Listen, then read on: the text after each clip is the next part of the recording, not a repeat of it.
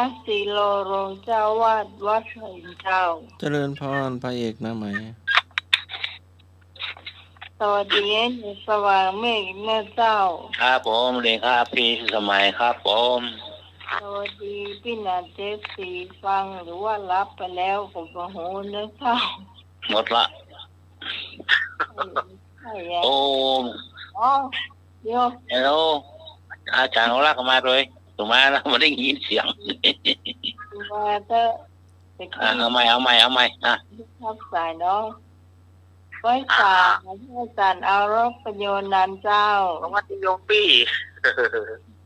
เดี๋ยวกี้ไปฮับละกรรมล่ามาฮับสายแล้วสายติดประชุมครับแต่กี้ติดประชุมเจ้าเดี๋ยวนี้มาละเจ้ามาละก็วันนี้เราก็มาพบปะกันเหมือนเช่นเคยทุกวันเสาร์แล้วก็วันอาทิตย์โดยมีข้าเจ้าพิสมัยสุริโยดรเจ้ามาเป็นผู้ดำเนินรายการในช่วงนี้3 ทุ่มถึงเที่ยงคืนนะเจ้าของเฮานี่จะม่วนช่วงสุดท้ายบ่เนอะอันนั้นเป็นผีบ้าผีบอพ่องเนอะอันนั้นน่ะถ้าบัดเต็มนี่ก็ไปอยู่ช่วงท้ายๆว่าตอนนี้นิมนต์จากสมกรเจ้า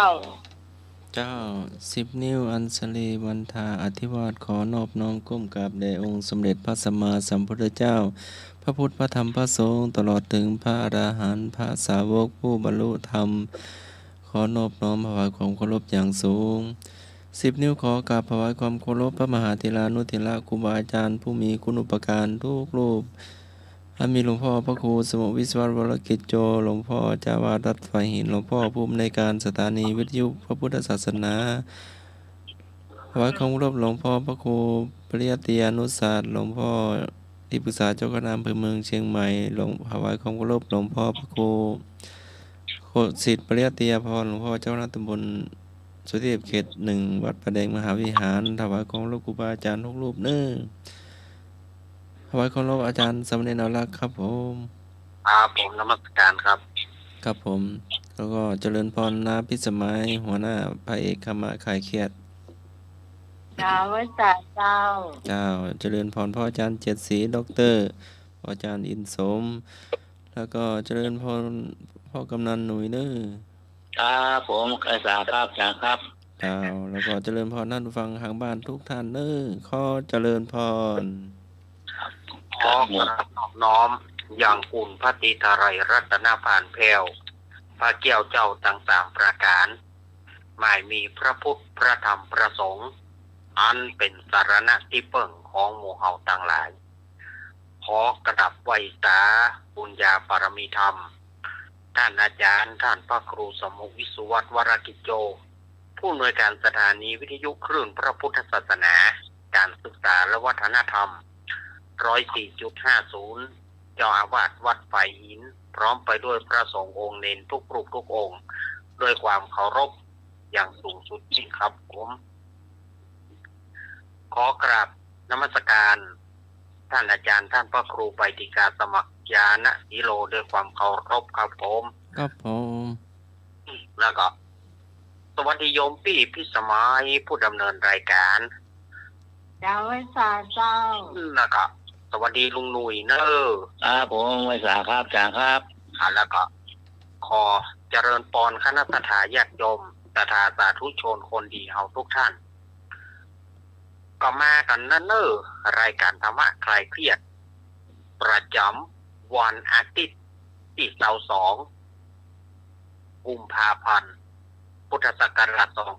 2569 เดือน 6 เหนือเดือน 4 ใต้ออกมานี่6 ค่ำวันนี้เลข6มันโจรกันสดายญาติโยมเดือน6ออก6เลข6มันเป็นดับเบิล6มันโจรกันสดายญาติโยม6 ค่ำนี้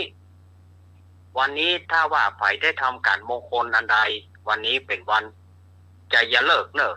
ลงเรือสำเภาไปแก่วันนี้ดีวันนี้ถือว่าเป็นวันดีอย่างยิ่ง ลงเรือสำเปาไปกาเนาะไปกาไปขายไรหรอกก็เจนป้ากับลุงหนุ่ยดีกว่าเนาะเพราะว่าบื้นอาตมาก็ก้อยมาอู้มาจ่ากันเรื่องนิทานเนาะแล้วก็อาตมาก็จะแจมกลับไปก็เจนป้ากับลุงหนุ่ยเนาะ ครับผมขอบคุณครับ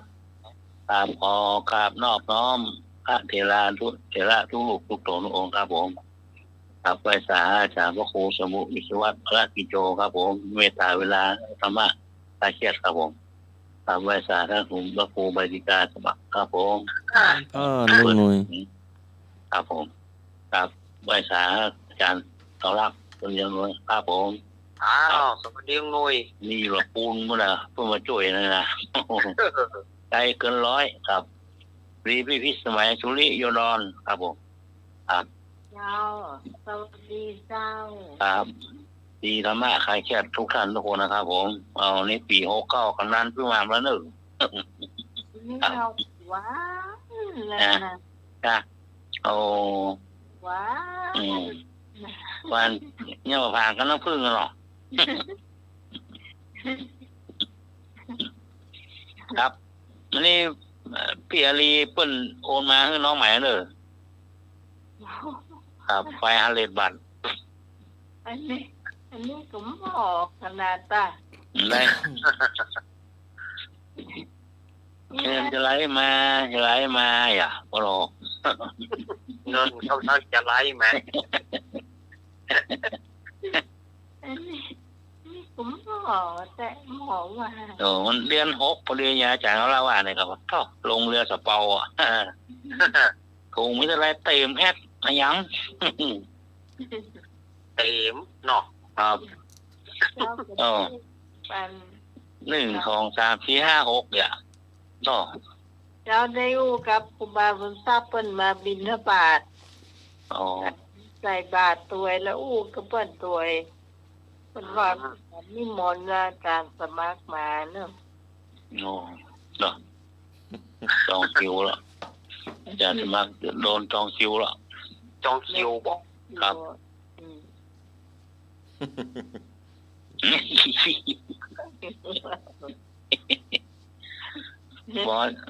บอกครูบาเนอะลุงหน่วยจะเอามันยันมัดเอวนะ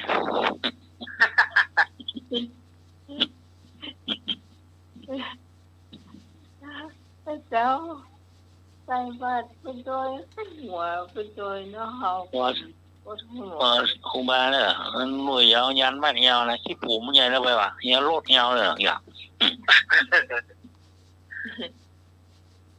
บ่ขออันเป็นพันธุ์แท้หั่นกะ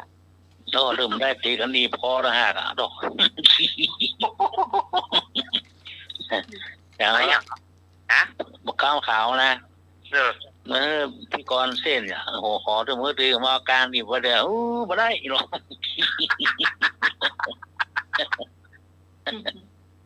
ขนาดนั้นเลยบอก ครับขอบคุณพี่อารีนะครับ ส่งมาละเรียบร้อยครับ มาแล้วเนาะ ครับ ลง สา โต๊ะ ธุสาธุครับ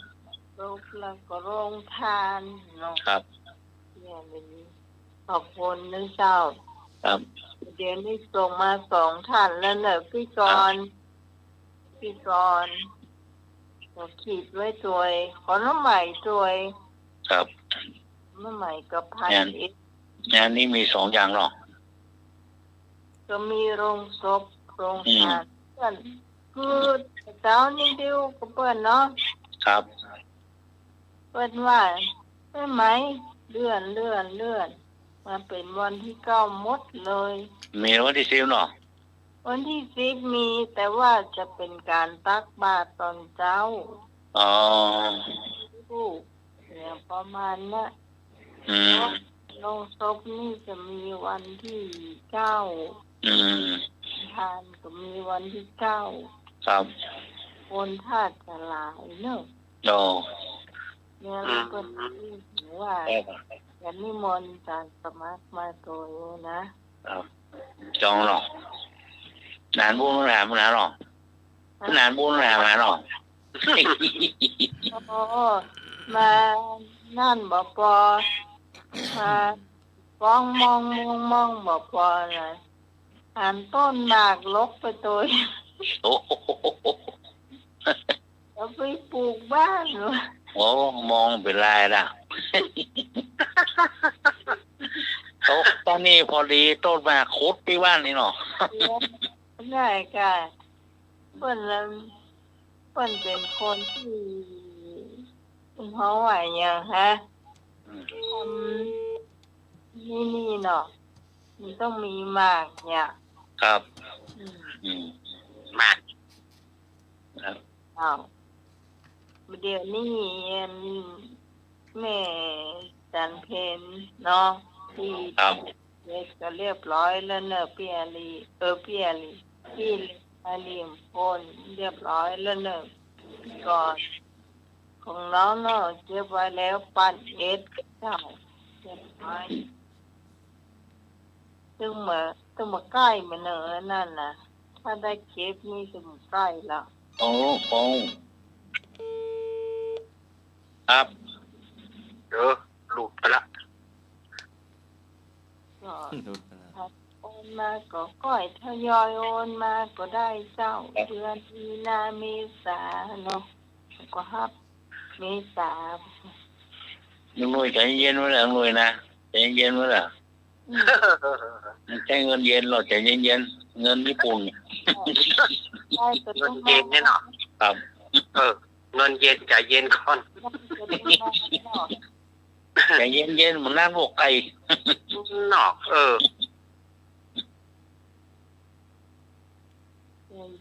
แต่เย็นนี่อย่างกับข้าวนี่บ่ได้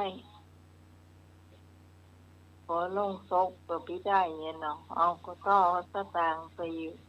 ไปเกาะกับวัดเนาะเดี๋ยวนี้มี28ท่านอยู่นะ โอ้ หนักขนาดหรอหนักขนาดไหนเนาะ หนักละกัน28ท่านด้วยกัน ครับ ก็เดี๋ยวก็เปิ่นจะเจ้าว่าเป็นของชื่อนามสกุลแต่นั่นแหละก็จดหมดอีเนาะเดี๋ยวที่พี่กรณ์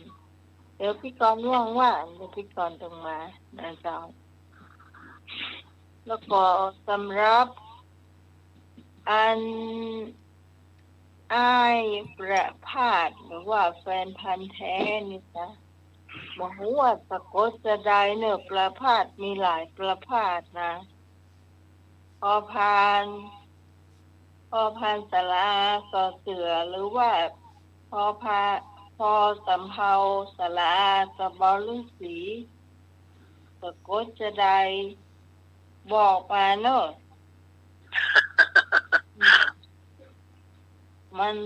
มันต้องสะกดให้ถูกนะมันนามสกุลข้างหลังนี่เราพอสะกดได้กะเองชื่อเนี่ยมันมีหลายประเภทเนาะจะได้ก็สะกดให้ฟังกันเนอะโทรเข้ามาเนอะ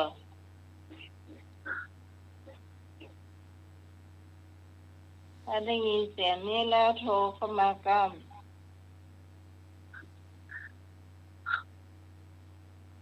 ย่ำโทรดักปิ้งอ่ะ มาละ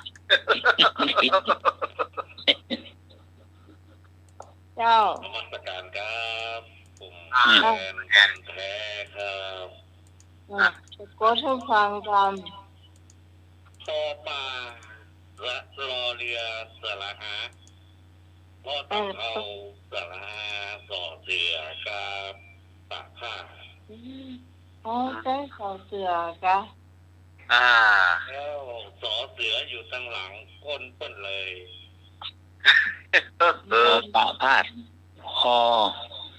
พอตะเภาสระหาสอเสือครับปาก อ๋อ ผ้า ปะพาดครับ ตัวง่ายกระเด็นประพาสยังไม่อ่ะ อ๋อ เลยตั้ง ครับ ชื่อประพาสเลยครับ อ๋อบุญเนาะ อย่าไป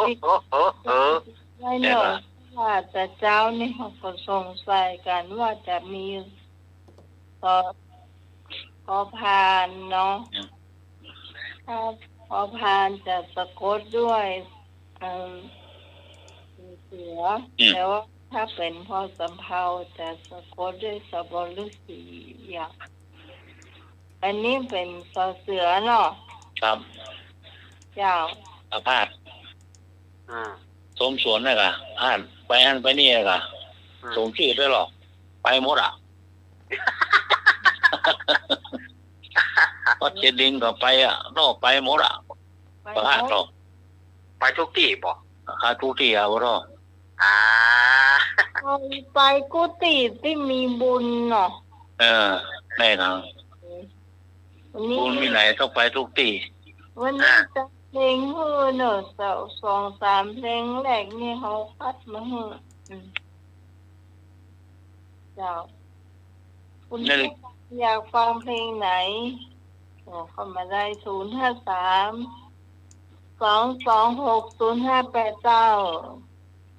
เอาละ นะ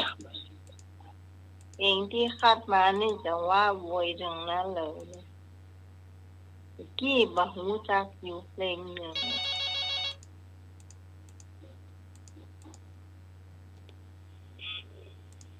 เจ้าสวัสดีเจ้า มาแล้วมาวง แน่นอนอยู่แล้ว มาแล้ว วันนี้เอาแบบเจ้าโจ้เลย ครับ ไม่ หมอ ผู้ห เข้า ญิง คอน หน้า น่ะกะ เงิน ทั้งหมอเข้าคอนน่ะกะ อ๋อเป็นเรื่องเดียวก่อนเอามีหรือยังเมื่อกี้เขา ผู้หญิงหน้าเงิน มีหรือยัง เจ้ามีแล้ว เขามีแล้ว นะมันปล่อยไปเปิ้ล เนาะ มีแล้วเนาะ โอ้เขาไม่คอนไม่เลิกอ่ะเนาะ มันปล่อยไปเปิ้ลนั่นแหละเขาก็ค่อยฟังอ่ะ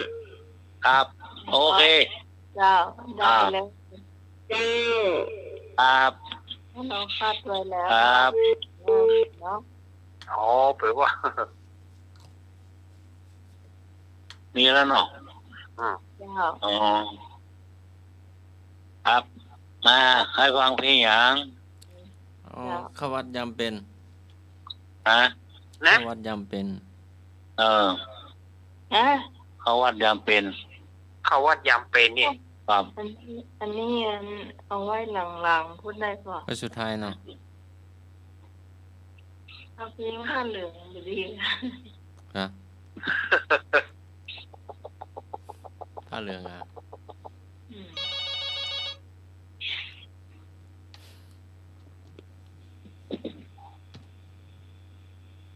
ฮัลโหล เจ้ากล่าวภาษาข้าท่านสมาท่านในรัก ครับม อ้าวสวัสดีแม่ลี สวัสดีไอ้หนุ่ยเจ้าขอ ค เพล รั ง บ นี่ขอเพลงกล่อมนางนอนเจ้า ปอมนางนอน เจ้า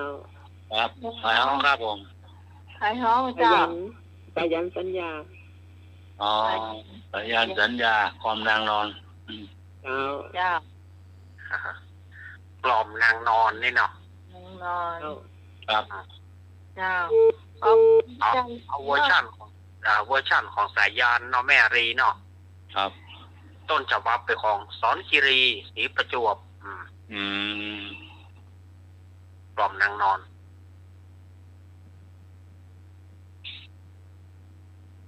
ต้นเตา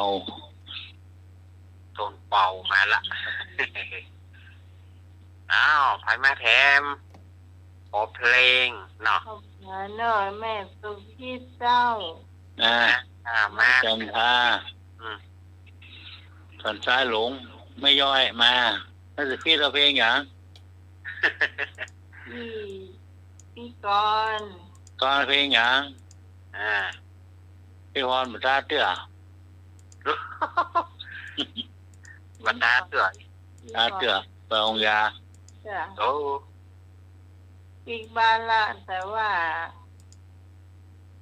หมอไข้หายแต่เจ็บตายอยู่ พาแล้วล่ะ เจ้าเรียบร้อย แต่ว่า เอา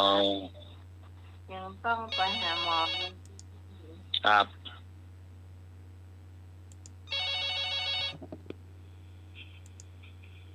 ค่ะนมัสการพระอาจารย์เนี่ยพระอาจารย์ใบดิกาสมาเกนะศิโรค่ะ เจริญพรพี่ก่อน นมัสการพระอาจารย์นิรักค่ะ สวัสดีแม่ก่อน สวัสดีน้องใหม่จ้า เจ้า เจียหน่อยจ้า สวัสดีแม่ก่อน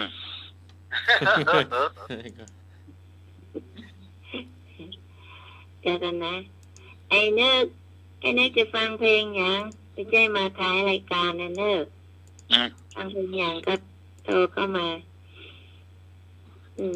ที่ก่อนเอาเพลง เอาคำว่ารักของเธอคืนไป เนาะ โอ้ระพินอุทัย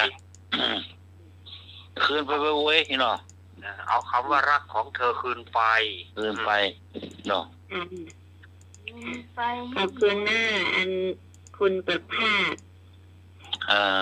ปะผ้าเนาะก่อนนี้เนาะ ลื่น ปอปลาสระรอเรือสระปอปานสระ พอสำเภา พ่อสำเภา พอสำ ถ้า เภา คุยถึงใหม่แล้วแหละเพราะว่าเราไม่รู้ไงบางทีเห็นมันมีหลายเขากดได้หลายตัวไงก็เลยคุยกันที่จริงเห็นในหนังสือมันเป็นสบฤาษีนะและอีกอันถ้าเป็นพอพานสระอามันจะเป็นสอเสือก็ดีละที่บอกขอบคุณเจ้า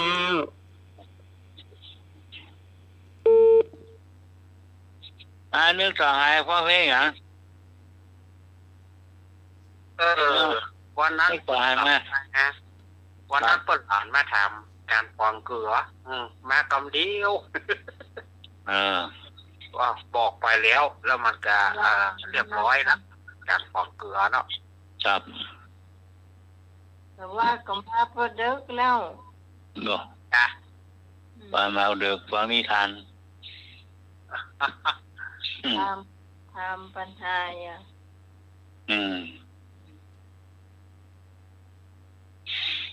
มีก่อนเจ้าถ้ามามีจะเริ่มเปิดแล้วเนอะ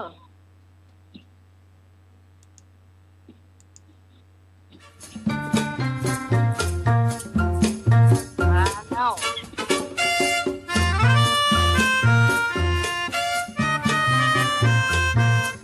อ๋อคนเท่านั้น เรียนจบกลับไปทำงานขุดดินเผาถ่านอยู่เมืองการบ้านเรา โอ้ยนี่ได้ยินบนดาดา นอนรีบจอนก่อนเขาเอาบาสิเราเขาไปแบกปืน ไปกินแล้วเนาะ หอนถึงตอนกลางวัน ร้องเพลงดังลั่นปานกับเสียงปืนพอตกเย็นค่ำลงกลางคืน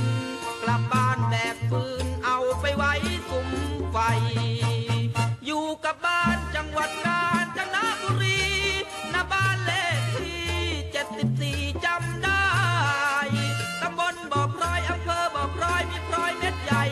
ถ้าหากว่าคุณสงสัยจะพาไปดูอยู่บ้านกำนันปริญญาได้รับมาภูมิใจทำจนร่างกายทั้งมือไม้ดำด้านอดทนมานามาเป็นเวลาช้านานบอกกล่าวให้เขารู้กันอาชีพผมนั้นทุกวันเผาถ่าน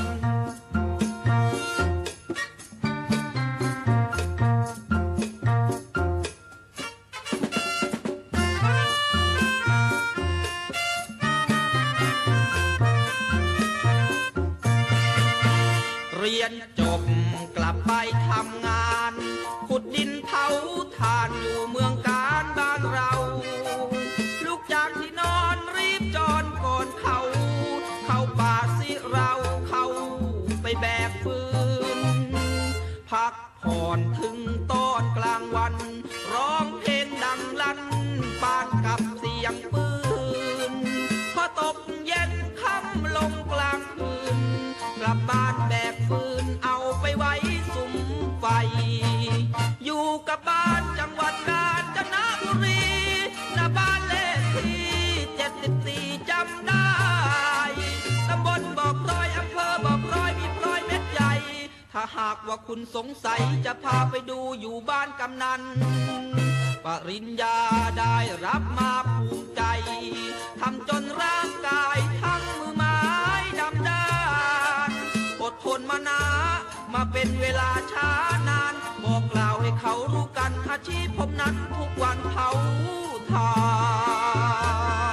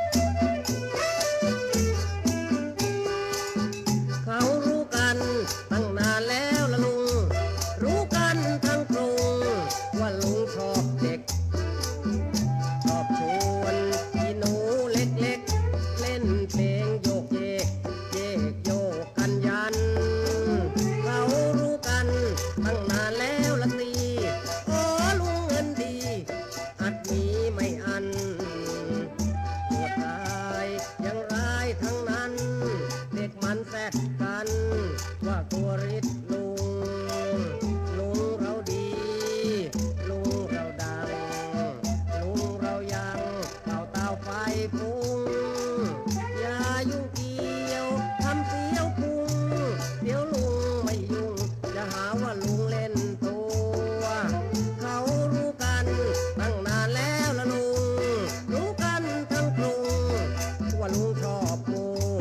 วลูกเมียลูกเมียเยียยัวไม่เคยออกตัวว่ากลัวพร้อมตายเขารู้กันตั้งนานแล้วละลุงเขารู้กันตั้งนานแล้วละลุง เ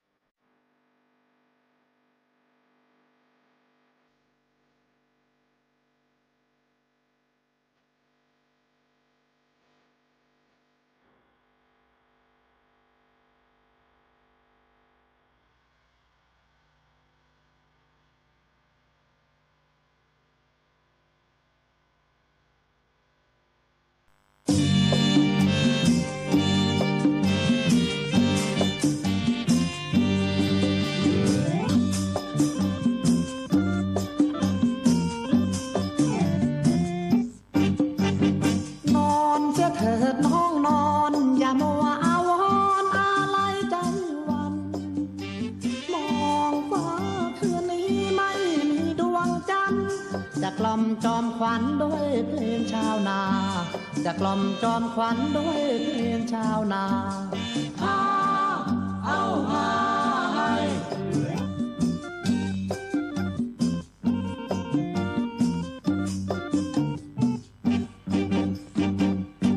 กระท่อมปลายนาหลังคามุงจากพื้นปูด้วยฟากไม้ไผ่มันเป็นรังรักของเราชาวนาไรนอนเสียเถิดดวงใจจะกล่อมให้น้องนอนเฮ้เฮ้เฮ้เฮ้เฮ้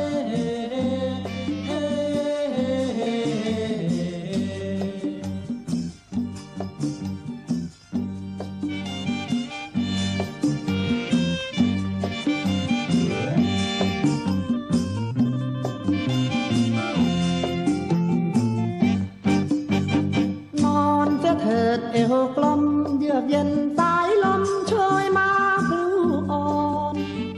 หลับเสียเถิดนาอย่ามัวอาวรณ์แทนพี่แทนหมอนนุ่นนอนนิทรา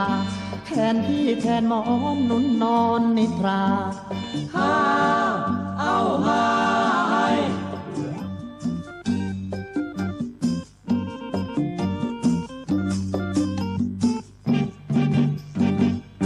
เจ้าเป็นเทวีพี่เป็นเทวาวิมานที่น่ากว้างใหญ่มีดนตรีคือเสียงสำเนียงกาไก่ดาวสวยเด่นอำไพต่างโคมไฟทุกคืนเฮ้เฮ้เฮ้เฮ้เฮ้เฮ้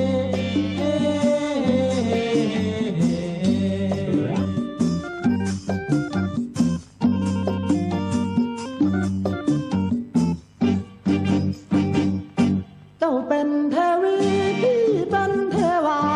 วิมานที่น่ากว้างใหญ่มีดนตรีคือเสียงสำเนียงกาไก่ดาวสวยเด่นอำไพต่างโคมไฟทุกคืนเฮ้เฮ้เฮ้เฮ้เฮ้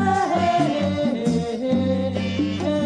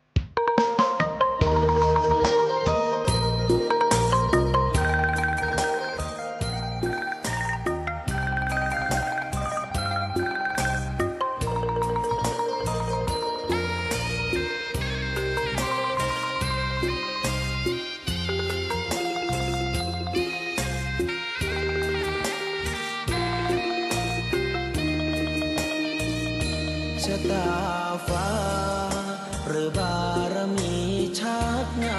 ำถึงอยู่แสนไกลล้ำพระธรรมไม่มีมองไม่ฟ้าเพียงดินยังทวินฝันไฟเข้าดงขมิ้นเมื่อใดอิ่มอกอิ่มใจเสมอสายทางคนดีใจน้อมอธิษฐานบารมีสิ่งดีที่ได้พบเจอเห็นชายผ้าเหลืองทุกวันฝันเพ้ออยากบวชจริงละเมอเข้าวัดบ้านคงเป็นบุญที่เคยเป็นทุนสร้างมา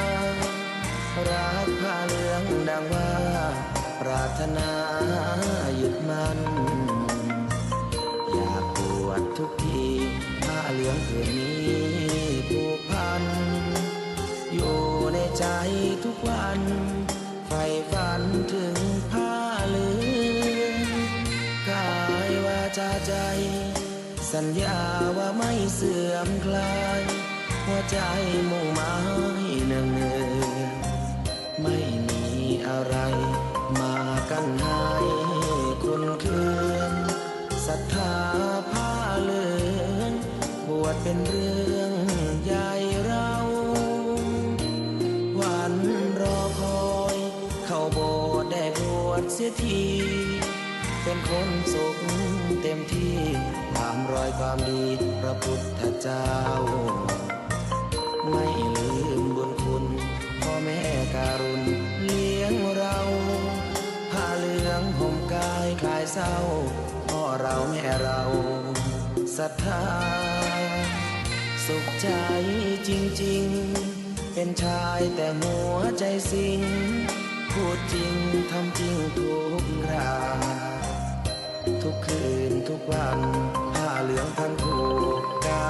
ยาโอ้น้อวาสนาพระธรรมนำพาชีวิต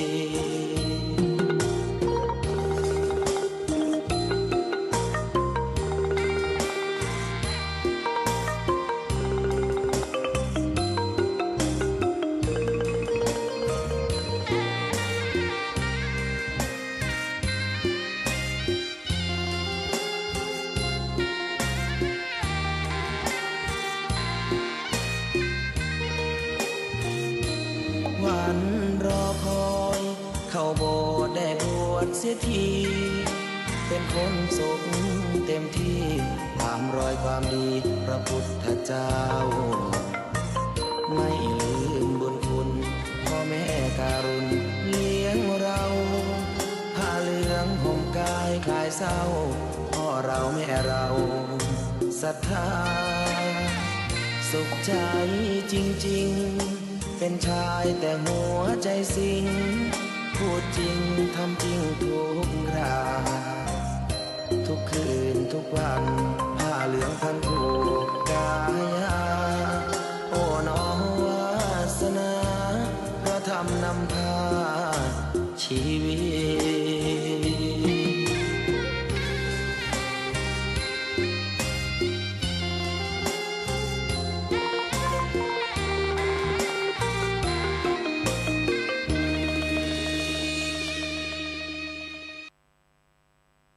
เราจะไปนะเจ้า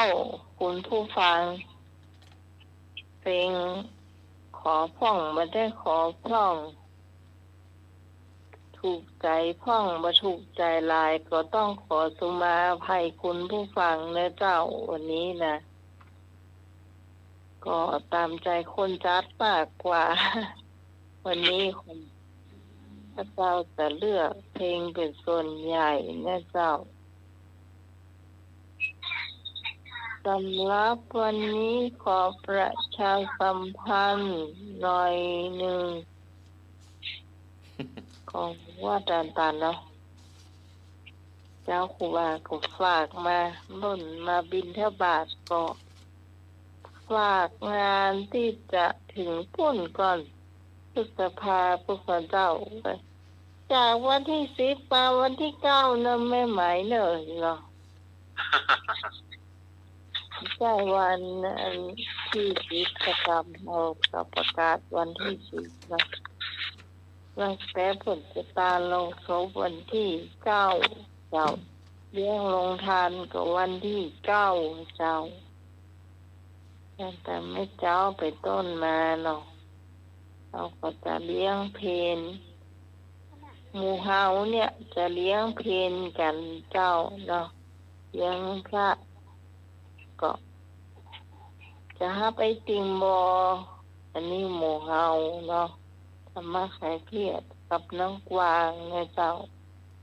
เอาเงินมาสมทบกันแล้วก็จะมีหมูปิ้ง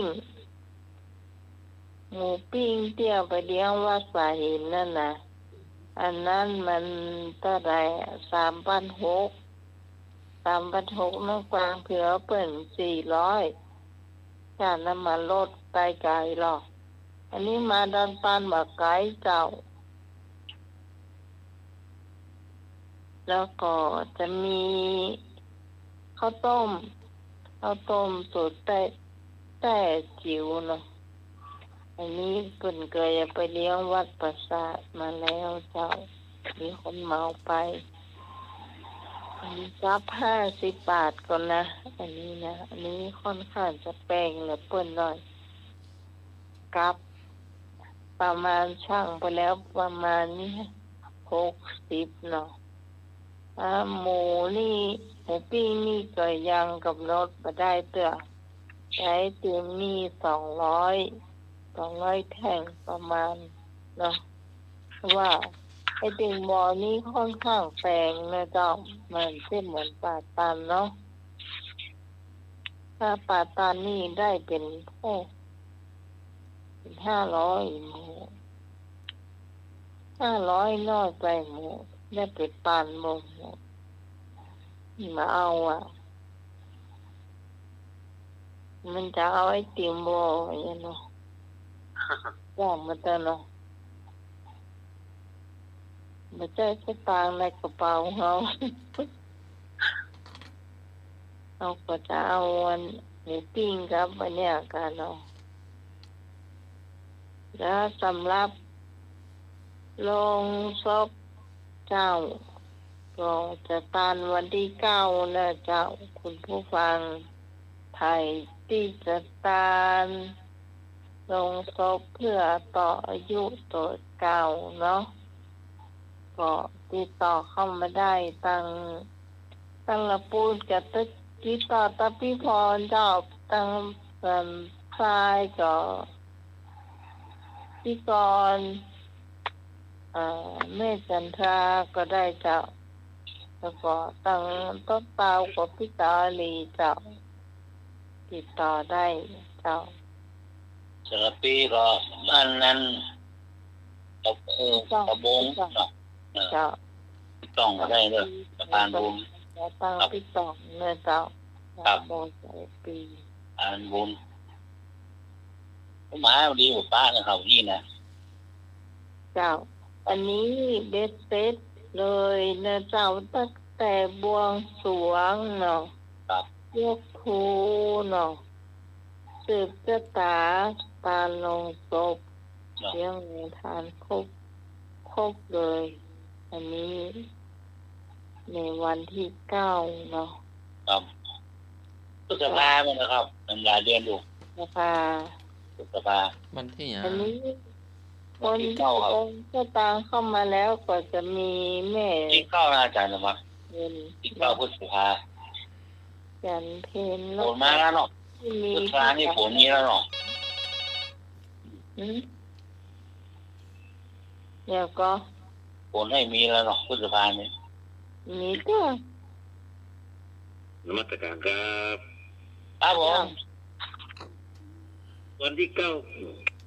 พฤษภาเริ่มแล้วครับเริ่มมาที่9เนี่ยให้แฟนมาแท้จบเลยเนาะเอาวันที่9จบเลยเนาะไปวันที่9เนาะจบเลยครับเจ้าม่วนงามสันเล่าครับที่ไหนมีบุญที่นั่นเจอแฟนมาแท้นี่เนาะเดือน ก็เลื่อนมาเป็นวันที่9เนอะแม่ไหมเนอะ ครับ โอ้ขอบคุณครับเก้าก็ดีแล้วเก้าเลขเก้าเลขสวย เนาะ ครับ สำหรับผู้ที่บริจาคเข้ามา ครับ เรียบร้อยแล้วเนาะ ครับ อันนี้เป็นตัวเลขก่อนเนอะ ครับ เดี๋ยว ละ ตา เนาะ มมาเมื่อใดนี่ก็ขออย่างจ้าสุดนี่ก็ปลายเดือนเมษาเนอะเจ้าปลายเดือนเมษาเนอะเจ้าเนาะอันนี้อย่างจ้าสุด จ้าเนี่ยค่ะเราได้จัดแบ่ง ท่านได้คุณใช่ ครับ อันนี้ค่อนข้างจะหนักเหลือเปินเนาะ ได้เตรียม ปันแห่เนอะเจ้าไอ้บุญส่ง ครับ อันนี้โรงทานโรง ที่ ทาน เก้านะมาตรงที่เก้ามีพฤษภา โรงทาน1,000แล้วก็โรงศพทำบุญโรงศพ4เจ้า400นะเจ้าท่านที่2อันนี้แฟนพันธุ์แท้นั่นแหละเจ้า ครับ โรงทานกระเต่าไอ้บุญส่งนะเจ้า ครับ 1,100 ปันเอสนะเจ้า ครับ โรงศพ100เจ้า ครับ ท่านที่3ก็คือตัวข้าวเจ้าเจ้า ครับ โรงทาน 1,000 เจ้า บ้านอยู่บ้านไหนเนี่ยบ้านเนี่ย ฮะ คนที่สามอยู่บ้านไหนเนี่ย ก็ว่าให้กดหมุนจ้นๆเหมือนกันเลย โอ้หมูที่บ้านเหมาะเลย โรงทาน 1,000 แล้วก็โรงศพ100เจ้า ครับ ท่านที่4เจ้า โรงทานแม่จันทาชื่นใจเจ้า โรงทาน900 โรงศพ100เจ้า ครับ ท่านที่5เนาะ ครับ ปีกรเจ้า ครับถ้าเต่าไฮสันทรายบ้านน้อยพัฒนาครับผม เดี๋ยวก่อนจะไปฟังเสียงตะกะโรงทาน400 โรงศพ600 เป็น 1,000นะเจ้า ครับ ท่านที่6เจ้าปีพรป่าเศร้าเจ้า ครับ โรงทาน500 โรงศพ400นะเจ้า นัทนันมโนค ไปท่านต่อไป อาจารย์สมัครเจ้า ำครับ โรงทาน600 โรงศพ100เจ้า ครับ ท่านต่อไปหน่วยเจ้า โรงทาน600 ครับ โรงศพ100เจ้า เอาเนาะ ท่านต่อไปปีตองนะเจ้า ครับ ปี ครับ ตอง ปีหน่อยเนาะ พัน ครับ 300 ครับ โรงศพ200เจ้า ครับ ต่อไปเป็นที่สารีเจ้า ครับ โรงทาน100 โรงศพ100เจ้าสองค่ะลูกบ่าวเพิ่มคนเหรอ ครับบ่าวสองคน อ๋อแม่นเป็นใจลูกบ่าวเพิ่ม ตัวสะพานบุญเริ่ม2 คน เจ้า ครับ สำหรับพี่สารีสมาตัวเนี่ยอันโรงทาน100 โรงศพ200ถึงลูกบ่าวเปิ้นเห็นผล1แล้วก็มีสะพานบุญที่เปิ้นมาตัวหลังมาเห็น2ท่านด้วยกันเนาะ ครับ อันนี้ข้าเจ้าก็จำชื่อบ่ได้ชื่ออันสมพรก็หาเนาะ ครับ สมพรแล้วก็พี่แดงก็เนาะ ครับ แล้วก็ต่อไปเป็นแม่จันเพ็ญก็แม่จันเพ็ญ เป็น อันนี้เป็นโอนมาแล้วเนอะโอนมาแล้วจ้ะ นี่เสือปืนไว โอน ยิง มาแล้ ปุ๊ ว บอาปั๊บ จ้ะ ครับ แล้วก็หลังท้ายสุดนี่ก็มาบอกน้องใหม่เจ้าอันนี้แม่สุพิษจ้ะ ไม่ย่อยเนาะ สุพิษ ครับ ชื่อเปิ้นก็จัดงามนะครับ โส ง่ายกันตานี่ก็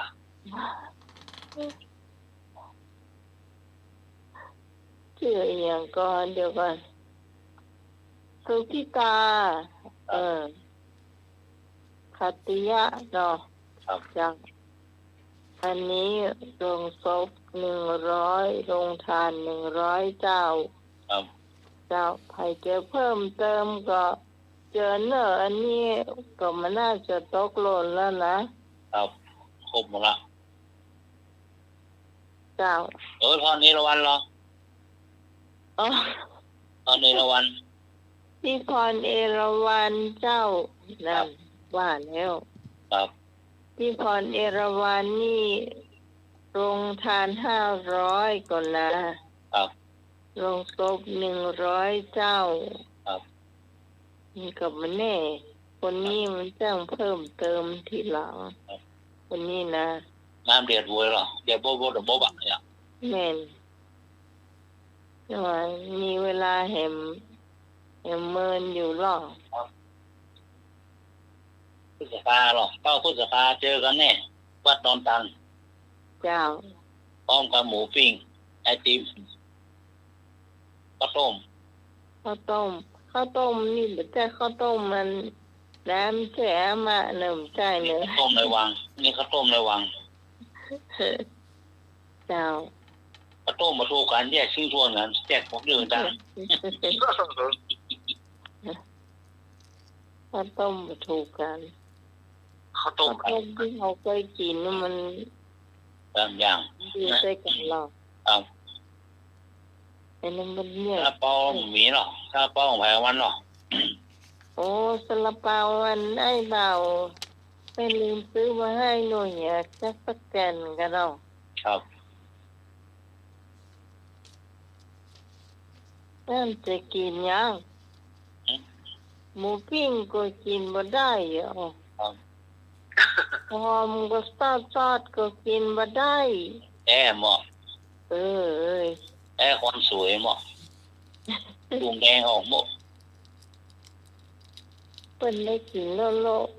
นางเฝ้าบ่ได้หอมบ่ได้ได้กินจ้าอันนี้เสียใจตัวเนอะหอมก็หอมจะหลายนะจะหนักอยู่นะไปเฝ้ากันเนาะ ครับนั่งเฝ้าไร่มงงนั่นแหละ เฝ้าใช่เฝ้าว่าหัวไปกำหน้าเสียอย่าง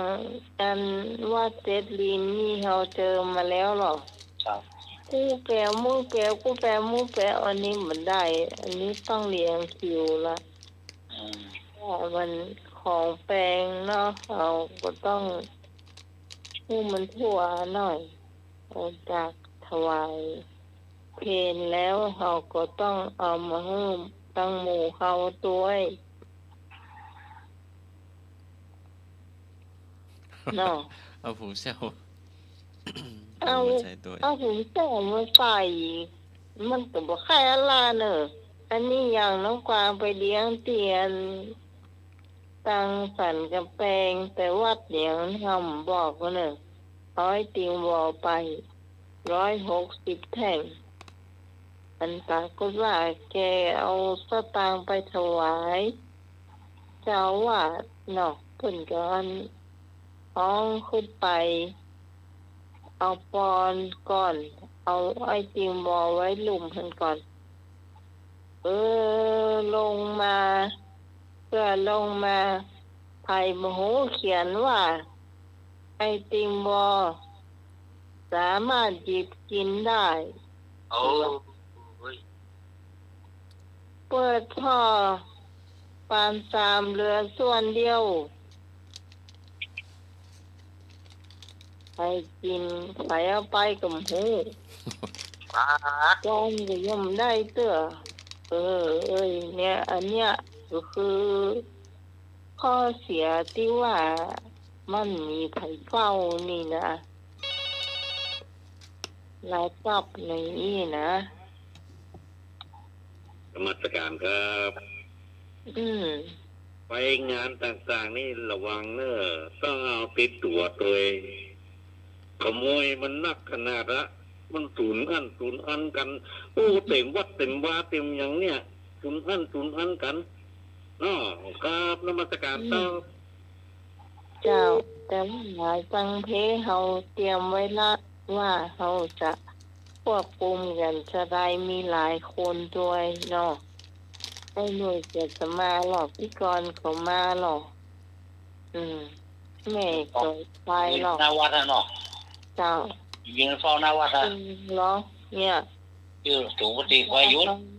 อันแม่น้องกวางเลยอ่ะก็อยู่กันหลายคนยังไฟหน่อยกะเราก็ช่วยกันนะก็อยู่ซุ้มเดียวกันเนี่ยช่วยกันพอเนาะเจ้ว่าไปถวายเพลแล้วก็ละไว้ห้านเนี่ยได้ละไปแซ่บหมูตัวเจ้างั้นนะ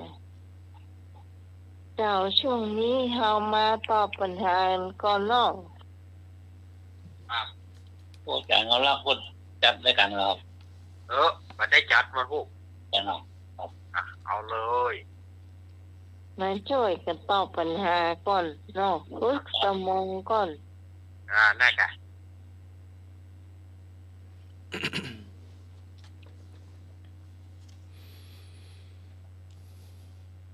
การประพฤติเป็นจะทำเป็นประโยชน์ในปัจจุบันอย่างไร ก็เจริญลาภขอเจริญเกียรติขอเจริญยศงอทุกๆข้อ การประพฤติเป็นจะทำเป็นประโยชน์ในปัจจุบันอย่างไร ก็เจริญลาภขอเจริญเกียรติขอเจริญยศงอทุกๆข้อ ข้อนี้ง่ายเนอะ ครับ เอามาเลยนะคะญาติโยมที่จะตอบ 053-226-058เจ้า ครับ พี่กรณ์พี่กรณ์เอาข้ององูถูกทุกข้อส่งไปถึงน้องพรนี่นะขอน้องพรหายไวๆนะจ๊ะดูแลสุขภาพตาดี ครับ เจ้าแต่เจ้าได้อู้ตัวเองละ ไอ้ไว้พร้อมกับมาม่า ก็เจ็บตาอยู่ ครับมาอีกหรอที่วันนี้ วันนัดวันศุกร์กรรมหนึ่ง มาดูหรอครับ เจ้า ไอ้งงไปเงยเนอะพี่เนอะงงไปเงยห้ามไปเนอะ กรรมว่ะถ้าเสร็จก็ก็ให้ปิดเลยว่ะ โอ้เก่งหมอเก่ง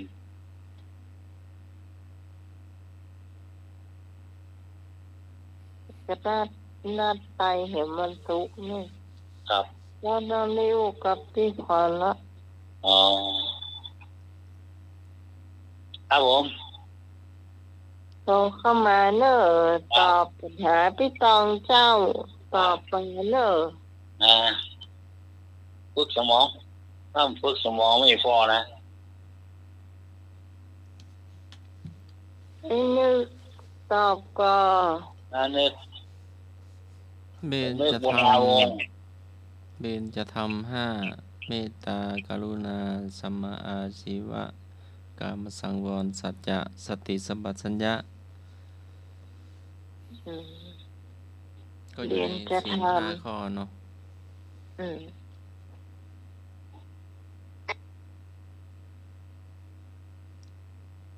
ถ้าได้เป็นจะได้เบญจศีลมันก็ต้องกู้เบญจธรรม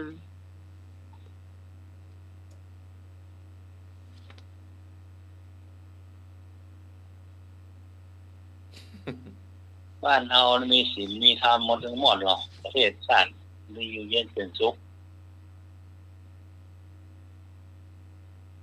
อยู่สมมุนทางบ้าน นี่ฟังกล้วยมนที่เขามหาวิษณุน้อยเนาะ อืม ก็เติงหาเนาะ ก็ ต่อไปเฮาก็บ่มีละ จีบกไปจีเข้านะฮะเราก็ต้องสว่าสี่สว่าเป็นสีอ่ะ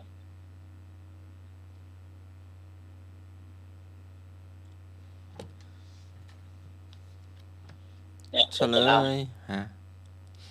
ครับผม ไอ้หนุ่ยรอข้อหยัง กอไก่โกงก หืม กอไก่โกงก เรียนรอข้อหยัง ห้องงองู แล้วละงองูทำไมเหรอ โอ้ ฮะ โอ้ คุณจะใช่ล่ะคุณดังๆเลยก่ะยิ่งงูอย่างยิ่งไม่งูอ่ะอ๋อนึกว่าไม่งูอีก นี่ว่ะไม่อยู่ ทำไมตอบไม้งัว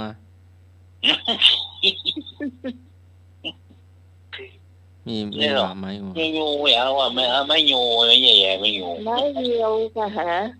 นะ ไม่เดียว โอ้นั่นเต้นโหละ ไม่ใช่เลย อ้าวเฉลย เฉลยงองูถูกทุกข้อ โอ้ถูกทุกข้อ ว่าเดี๋ยว รับถูกพี่กรถูกไม่ถูก แก้ว เขาถูกต้องไป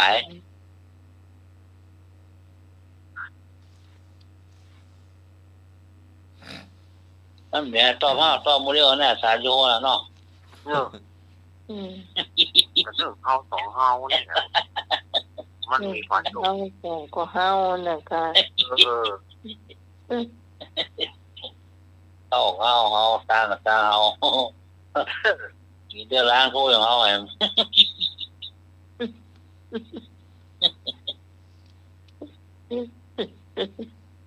สร้างเขาเยี่ยมก็สร้างเขาไปซื้อครัวมาเอาผีเนี่ยโอ้ใหญ่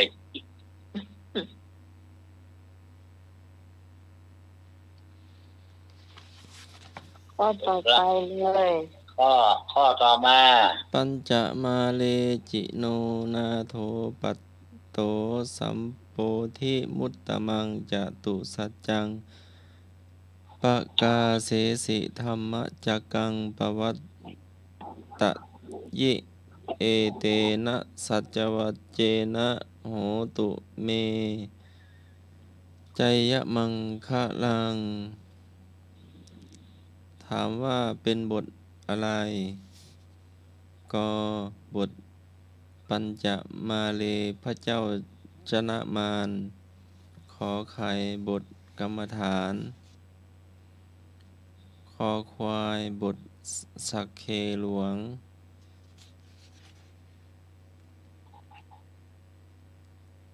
มีในพระกระตือนวัดกุมพระประดิษฐ์อำเภอแม่ริม ก็ไก่ มีในพระกระตือนวัดกุมพระประดิษฐ์อำเภอแม่ริมจังหวัดเชียงใหม่พระกระตือนงานฉลองกรรมฐานไม้สักทองประดิษฐ์ทีลาปัญญาวิมุตติ จ้าพี่กรเอาเข้ากับไก่จ้ะเดี๋ยวเล่าถึงเรื่องงานศพมหาวิทยานุเนาะท่านแม้แต่ผ้าที่บานอยู่ข้างบนนะก็ไหม้หมดเลย แล้วไฟก็ต้อมกันไม่กระเด็นไปไหนเลยก่อนดูจนหมดพระครูอ้วนบอกว่าท่านมหาท่านไม่ห่วงอะไรแล้ว ขึ้นสวรรค์ไปแล้วอ่ะ ครับ ไม่หมดเลยเกือบหม โอ้ ดถ้ามันหมดเวลาเนาะเขาก็ตัดอนุโมทนาบุญขอให้ท่านไปสู่ที่ดี ครับ ๆไม่ห่วงอะไรแล้ว ครับ ครับพี่กรณ์เอาเข้าก็ไก่จ้ะ แล้วขอไก่เนาะ ก็ไก่ ครับ ครับ อไก่นาไม่ต้องมาต้องมาเลื่อนเลยค่ะวันนี้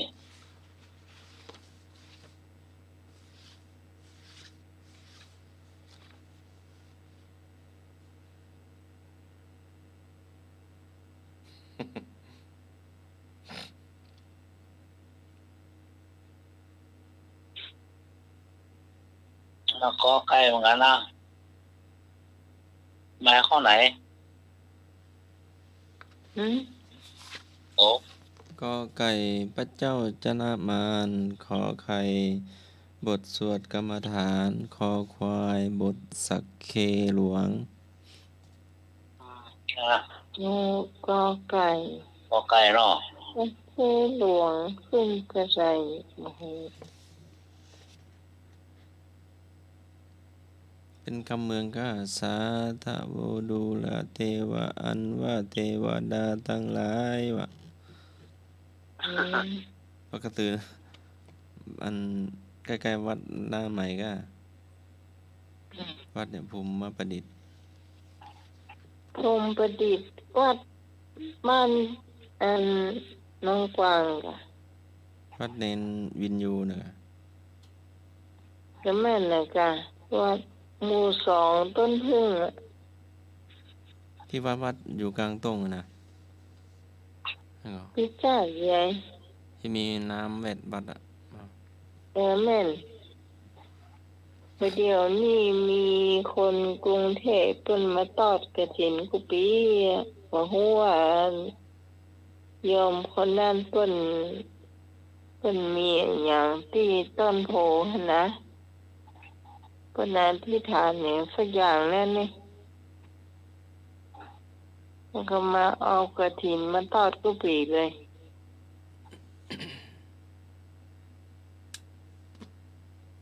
เนี่ยวัดเพิ่นชื่อพรหมประดิษฐ์ต้นพึ่ง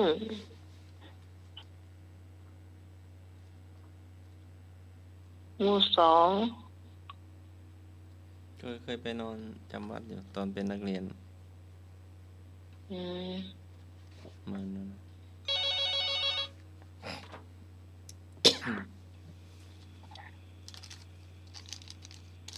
นมัสการครับวันนี้มันติดน้ำปิงพุ่น อืม กุมพระประดิษฐ์อ่ะ บ่ติด ติดกะ วัดนี้อยู่ตรงในเข้าซอยไปพุ่น นั่นน่ะมันอยู่ทางเที่ยทางซ้ายมือเนี่ย ผมบ้านรถถีบไปแอวแล้ว ไปแอวแถวอันสันทรายพุ่นออกสันทรายพุ่น เอา อันพุ่น เข้ามาเทกะถ้าเจอป้ายวัดนะจะต้องเข้ามาในซอยแล้วจะโพสต์มาตาชนประทาน ก็เจ้าอาวาสตนนี้นะเปิ้นเตะตู้โจกอ่ะเนี่ยนะเตะตู้โจกอ่ะที่วัดแม่ริมเนี่ยดีเลยอะม่วนเปิ้นเตะตู้โจกอ่ะครับตั้งคำหลวงวัดแม่ริมอ่ะเปิ้นเจอมาแล้วเตะตู้โจกอ่ะม่วนขนาดเลยอ่ะ มีคนบัดเป็นที่เลิศเพิ่มประเทศเพิ่นอายุเพิ่นก็นักละคนละมั่ง คนละองค์กัน ขนาดเจ้าคณะตำบลไม่ยังมาครับเลยทางพรรษาพวกกันนักกันนะจริงๆท่านพระครูมงคลศิริวงศ์มรณภาพเนี่ยเปิ้นต้องขึ้นแปลนนั่นแหละแต่เปิ้นมาเอาว่าเปิ้นไปไหนมาไหนอย่างรถก็บ่มีส่วนตัวอะค่ะสุขภาพก็บ่ค่อยดีต้องลงมาเอาเนี่ย งานหนักเนาะ แต่ว่าเปิ้นดีหมดละน้องกวางยังว่าจะให้ไปสร้างอย่างตังวัดแกพ่องก็ว่าฮู้ว่าจะไปสร้างอย่างเพราะว่าเปิ้นดีหมดแล้วไง อืม กระถิ่นก็มันทอดทุกปีอ่ะเหมือนน้องว่าตะเกียมันมีคนมาทอดกระถิ่นประจำอ่ะปีไหนก็ได้หลายแสนนะมีอยู่คนหนึ่งก็เป็นอธิษฐานเอาไว้อะที่ต้นโพขนาดถ้ามาบางชลประทานก็จะมาตามบ้านน้องได้อยู่เนี่ยวัดนี้นะมาตังป่าไผ่แต่ก็โพสตอนตันแต่มันจะไปโพสบ้านพี่หมวนบนเลยได้อ้อมมาเมาะ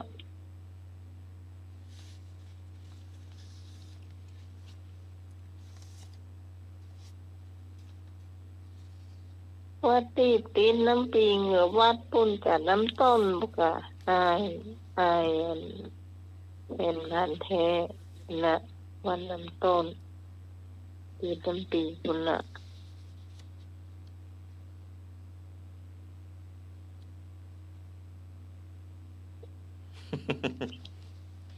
อันนี้มันต้องเข้าซอย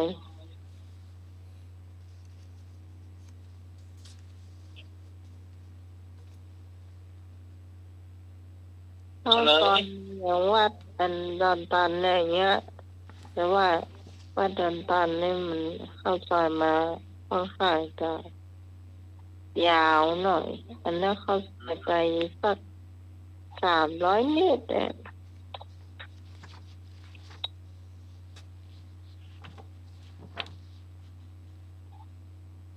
เฉลย ข้อที่ถูก ข้อกอไก่ ขอไปโกโก้ ครับ เพราะว่าเป็นคาถาของพระพุทธเจ้าชนะมาร ปัญจมเลทิโนนาโถเป็นบทปนว่าพระพุทธเจ้าชนะมารที่มาราวีกับเปิ้นเนาะ ครับ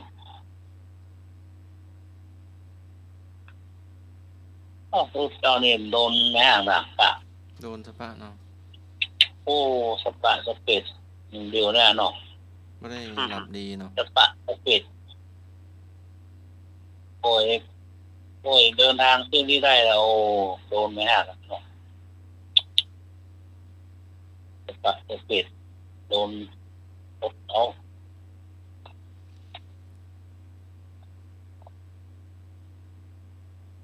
ก็ต่อไป ครับ ฮะ ข้อต่อไป นี่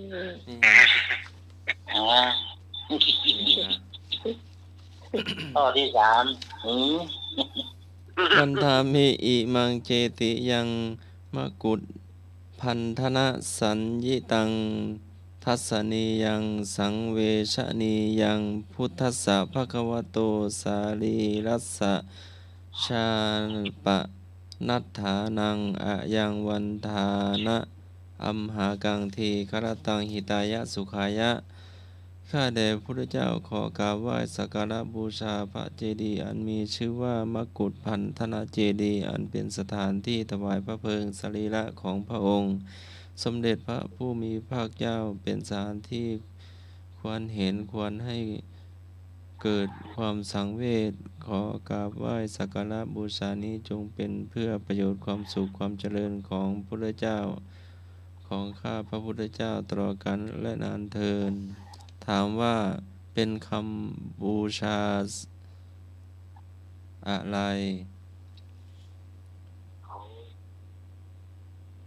เป็นคำบูชาสถานที่ถวายอะไรจุดคำแปลตะกี้ก็ได้ใบไปแล้วเนาะ ถวายพระเพลิง ถูกต้อง ข้อเดียวเนาะ อาจารย์เอารักเราในทานได้เลย โอ้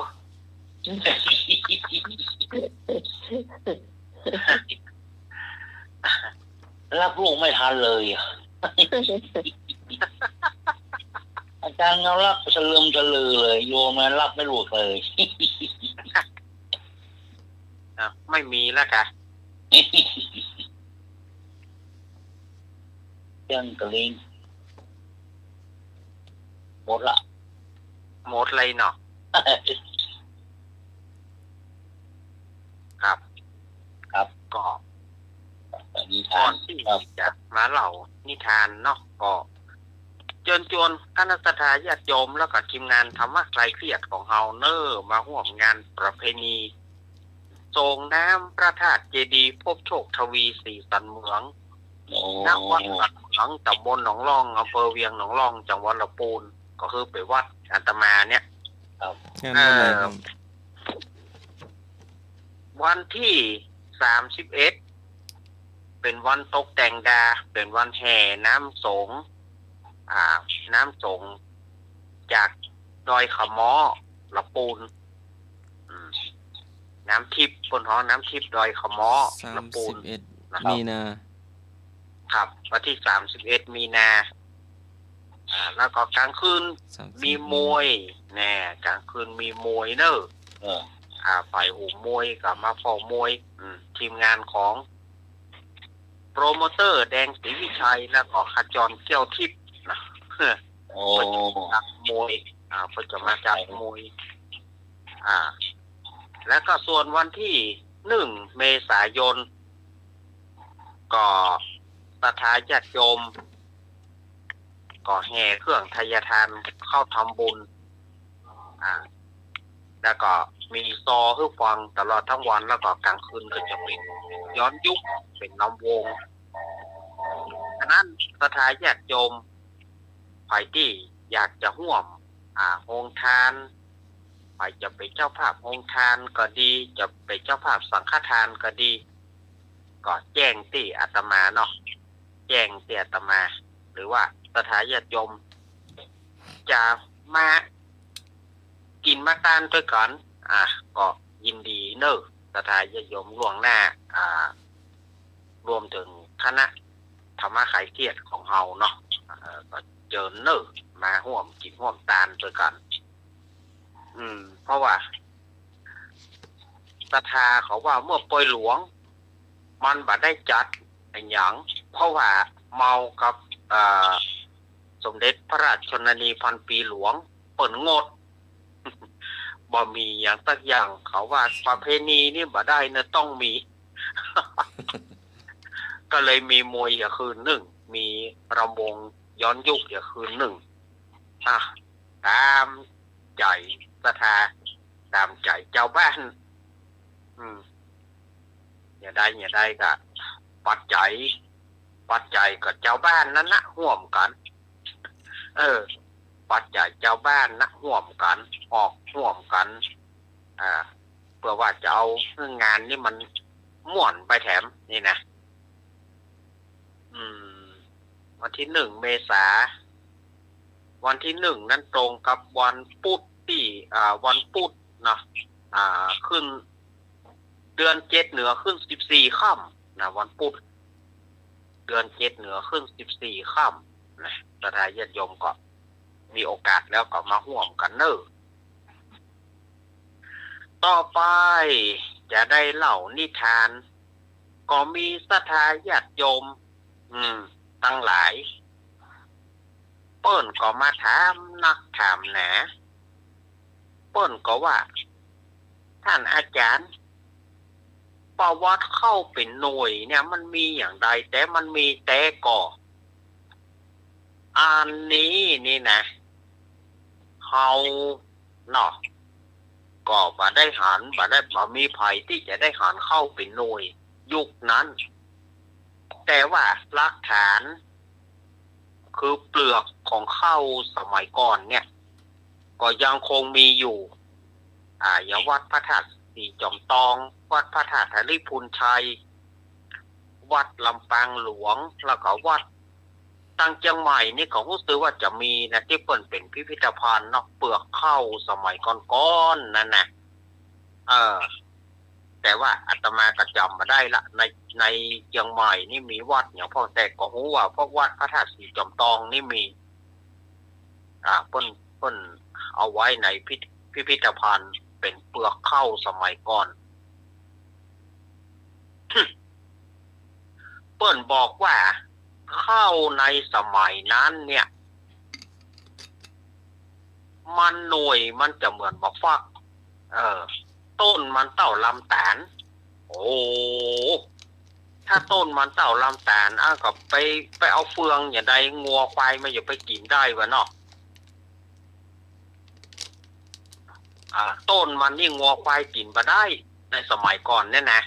งัวควายมากินมาได้ละเพราะต้นมันเปิ้นว่าต้นมันเต่าลำแตนแต่ว่าหน่วยข้าวเนี่ยมันใหญ่เต่าหน่วยบักฟักบักฟักหมูเขานี่นะฟักมนฟักหมูเขานี่นะเปิ้นว่าหน่วยมันขนาดนั้นนะจะเต่ากับหน่วยบักฟักเวลาจะกินเปิ้นก็ซอยเหมือนบักฟักเนี่ยแล้วก็เปิ้นเอาไปนึ่งเอาไปนึ่งกินคือในสมัยแต่ก่อนนี่ถ้าว่าเปิ้นจะปลูกกู้กับข้าวโพดต้นข้าวนี่นะปลูกเปิ้นจะอยู่ด้วยกันต้นข้าวกับข้าวโพดเนี่ยจะอยู่ด้วยกันก็มันใหญ่บ่ใหญ่ขนาดว่าติดโคนแหมไหลยับไหลวกเอา3หม่อนดอยเนาะขนาดเข้าติดโคนแหมนะเข้าติดโคนแหมไหลเอาได้3หม่อนดอยด้วยปัดคนสมัยนั้นเกิดว่าเข้าเป็นหน่วยอย่างนั้นคนสมัยนั้นต้องมีรูปร่างที่สูงใหญ่คนสมัยนั้นต้องมีรูปร่างที่สูงใหญ่คือพอลักษณะของข้าวกับข้าวโพดเนี่ยเปิ้นอยู่ด้วยกันเวลาที่ถึงเวลาก็ต้องได้ไปเกี่ยวถึงเวลาเนี่ย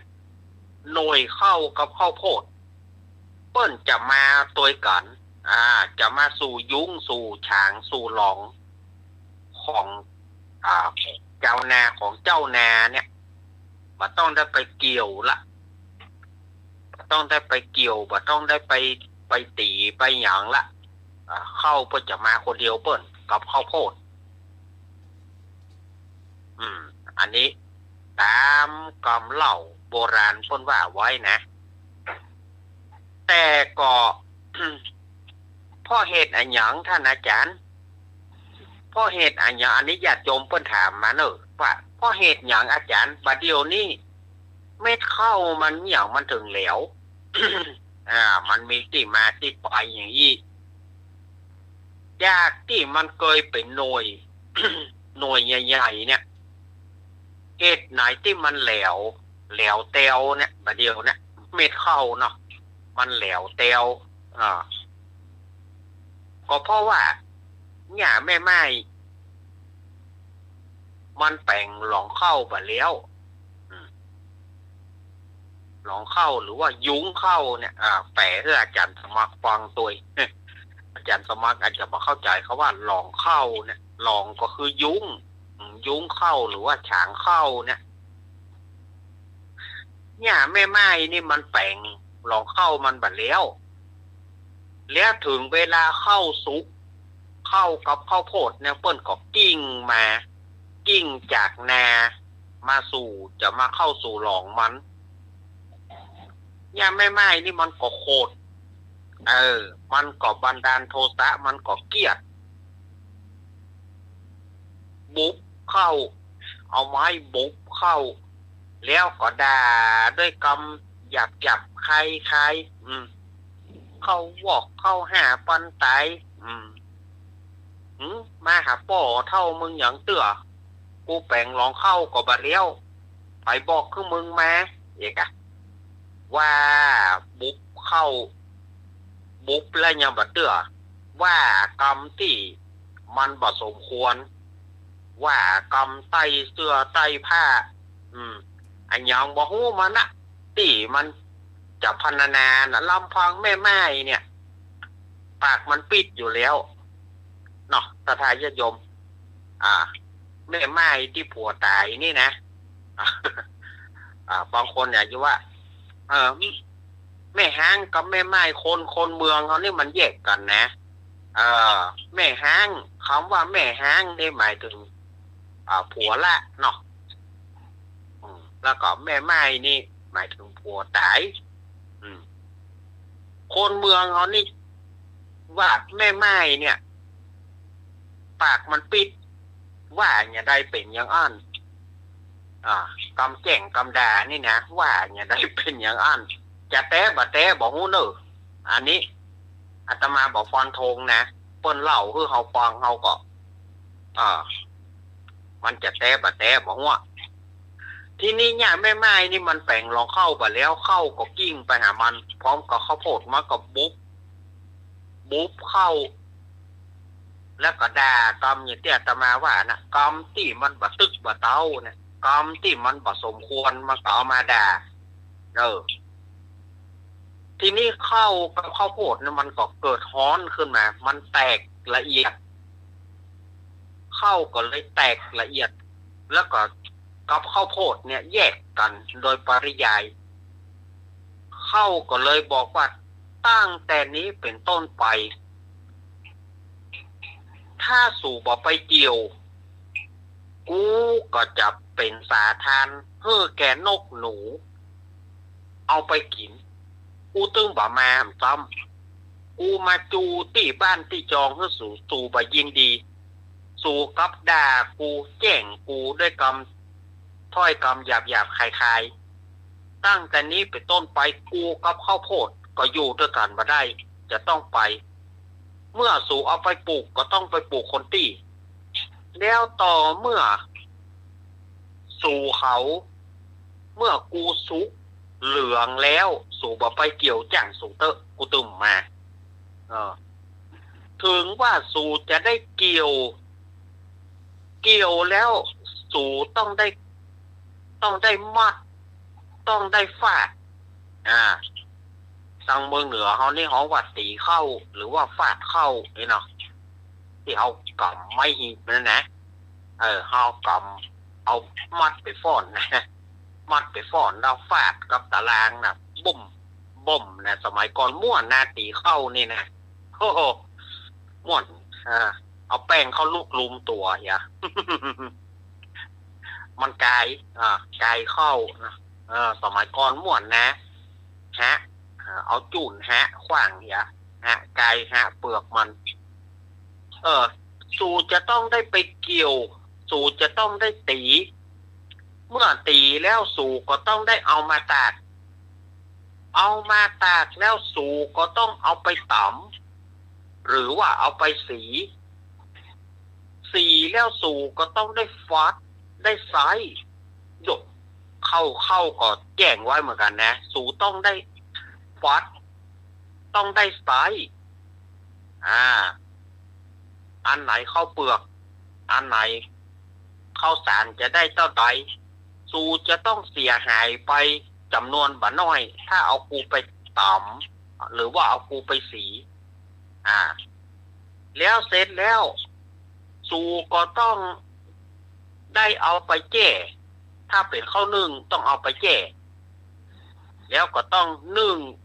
เนาะถ้าเป็นข้าวหุงก็ต้องใส่น้ำนักก็แจ้ ใส่น้ำนักก็แจ้ใส่น้ำน้อยก็แข็ง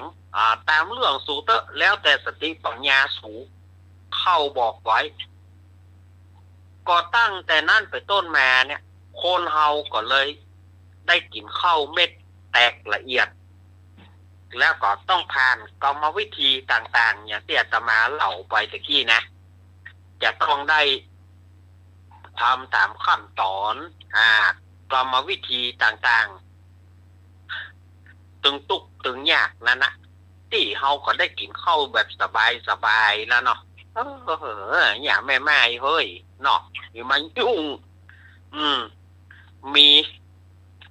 มีบะเดียวนี่มาให้เนาะบะใจอย่างนะสถานญาติโยม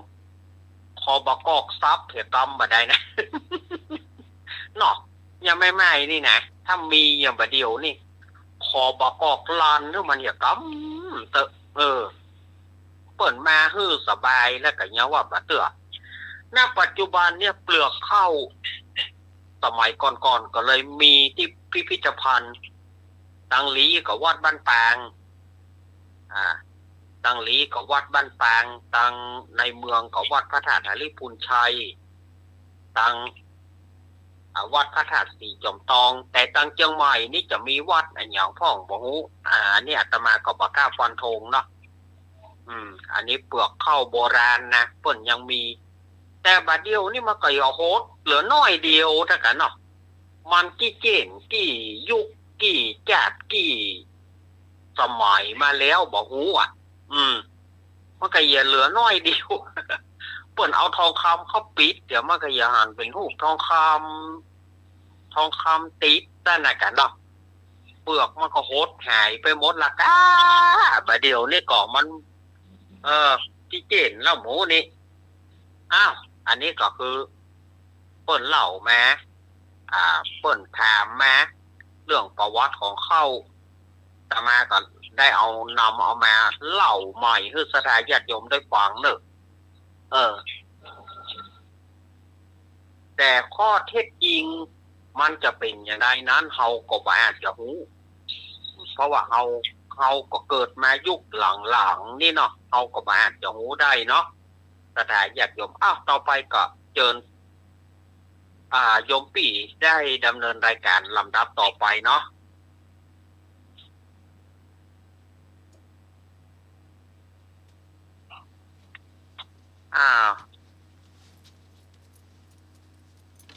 ว่าไดลุงหนุ่ยครับผม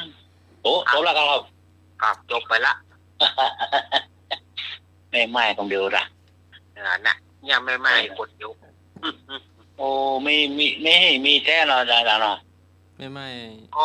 เปลือกมันเนี่ยเปลือกของเข้าในสมัยก่อนอย่างที่อาตมาว่าลองไปดูนะแต่วัดในเวียงนี่บอกว่าเปิ้นจะอยู่วัดไหนนะแต่วัดพระธาตุสีจอมทองมีอันนั้นให้มีแท้เนาะก็สีจอมเลยครับวัดพระธาตุหริพุนชัยละปูนวัดนี่ก็มีเหมือนวัดบ้านปางอันนี้เปิ้นยังเก็บเปิ้นเอาใส่พิพิธภัณฑ์ไว้ครับเปลือกเข้าสมัยก็ใบเดียวมันจะไปเหลือตะใดมันก็โคตรไปจนแต่มันไม่ได้พันให้มีหรอกแต่ยังไงล่ะเนาะไม่ได้เก็บไว้พิพิธภัณฑ์มีครับเอาว่าจะได้มันมีแล้วครับสมัยเนี่ยครับเขาบารักษาแล้วครับเนาะที่เปิ่นมีพิพิธภัณฑ์เพิ่นก็เก็บไว้อยู่เนาะเป็นของผมบ่เคยหันครับเนาะพิพิธภัณฑ์นั้นเคยหันมันมีแล้วครับเนาะส่วนมากมีแล้วโหดมันโหดมันหายมาตะลุงทองคำเปียวที่เปิ้นเอาติดแต่กะแต่หรอมันตั้งแต่ของเชียงใหม่ครับหรือว่าทางประเทศไทยเราเลยมันมีที่เขาจะเก็บไว้แบบพิพิธภัณฑ์น่ะ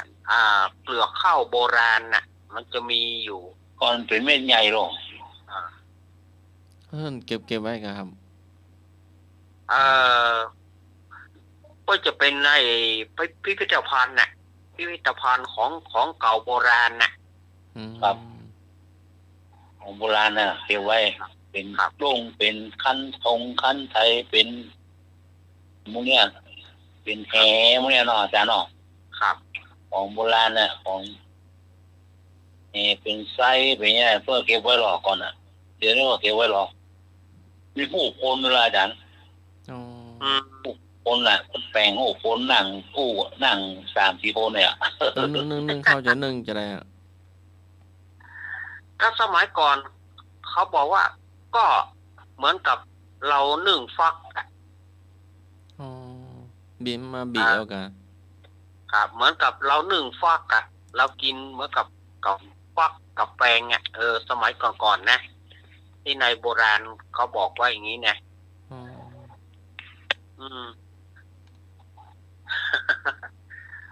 อ่าเอาปีเฮาไม่ไหนอ่ะรับละแก เอ้ยไป รับ มา แล้ รั ว บบ ารับ ครับ อ้าวว่ากับไปก่อนเด้ออันจะสวดมนต์กันเดียวก่อน ครับผมครับครับ ตอนนี้เป็นกรรมเก่าเนาะ ครับ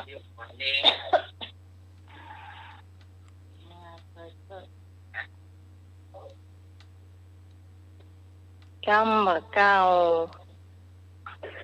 กรรมเก่าที่วันนั้นที่เขาว่าเสแววนะเขาแปลกันมาได้เลยอย่าง ได้แล้วครับเซเวลโดยไปโยกไปโยกมาเลยครับเซเวลเนาะ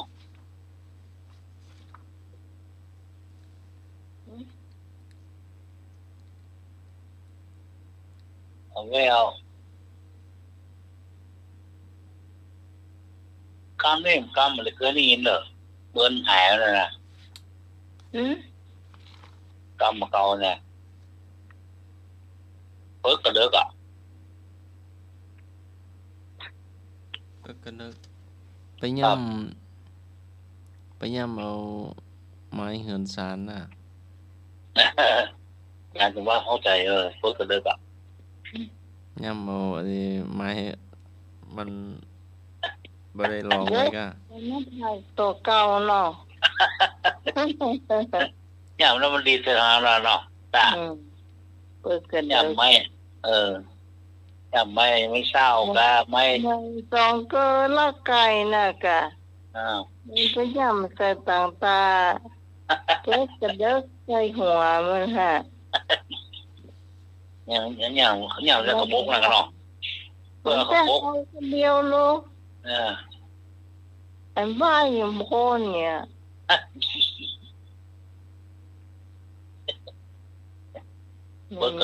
ไม่ถึงสอง แล้วไม่งี้เลยเปิดกระเดิกนะเนาะ อืม เปิดกระเดิก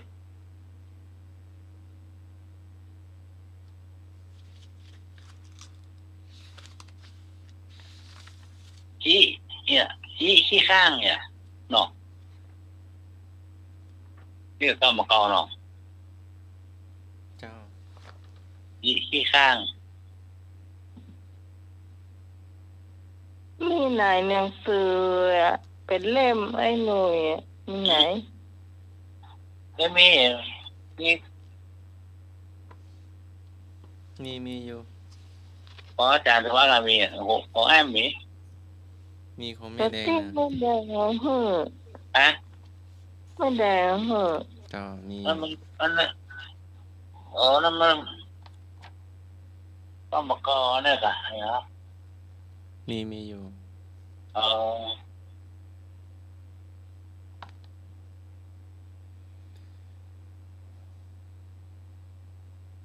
น้ำมันก็กันคำรักน้ำต้มปากก็ว่าหวานนะกะ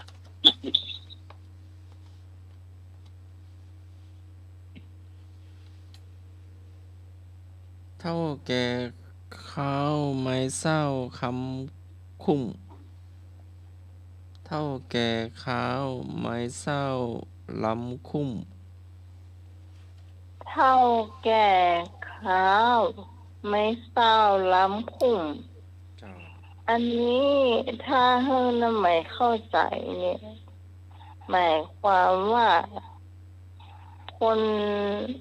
อายุนักแล้ว มันเหมือนไม่เศร้าล้ำคุ้มเขาจะสอนก็สอนถ้าจะมาได้ละมันจะเหมือนละอ่อนละละอ่อนนี่เขาสอนได้ละ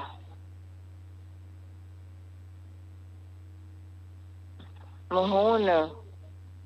อันนี้ความหมายของน้ำไหมตีความเอาคนเดียวนะ ความหมายว่าคนที่ชราเปรียบเหมือนไม้ที่จะสอยอะไรไม่ได้ เพราะมีความยาวเกินกว่าสอยถึงเพราะความหมายนั้นเปรียบพึงว่าสายเกินไปแล้วที่จะทำอะไรต่างๆ จะแสวงหาวิชาอาคมความรู้มาใส่ตนก็เกินวัยที่จะเรียนรู้เสียแล้ว ก็มันจะ แต่ว่าไปแล้วก่อนยังไม่ได้นั่นแหละเนาะ ครับไอ้น่ะ ก่อน ล้างคุมไปแล้วหรอ ล้ำไปแล้ว ล้างคุม นมัสการครับ ครับ จะ คำ เป็ เดียวน ก็ สั้น ไม่เจ้าล้ำคุ้มนี่ ๆคำเดียวสั้นๆมันสายเกินแก้แล้วครับน้อทำอะไรไม่ได้แล้ว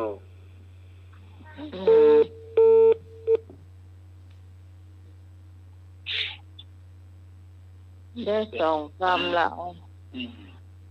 นั่นสักคำเนาะ ตกก่อนเป็นขุนตกลูนเป็นไพร่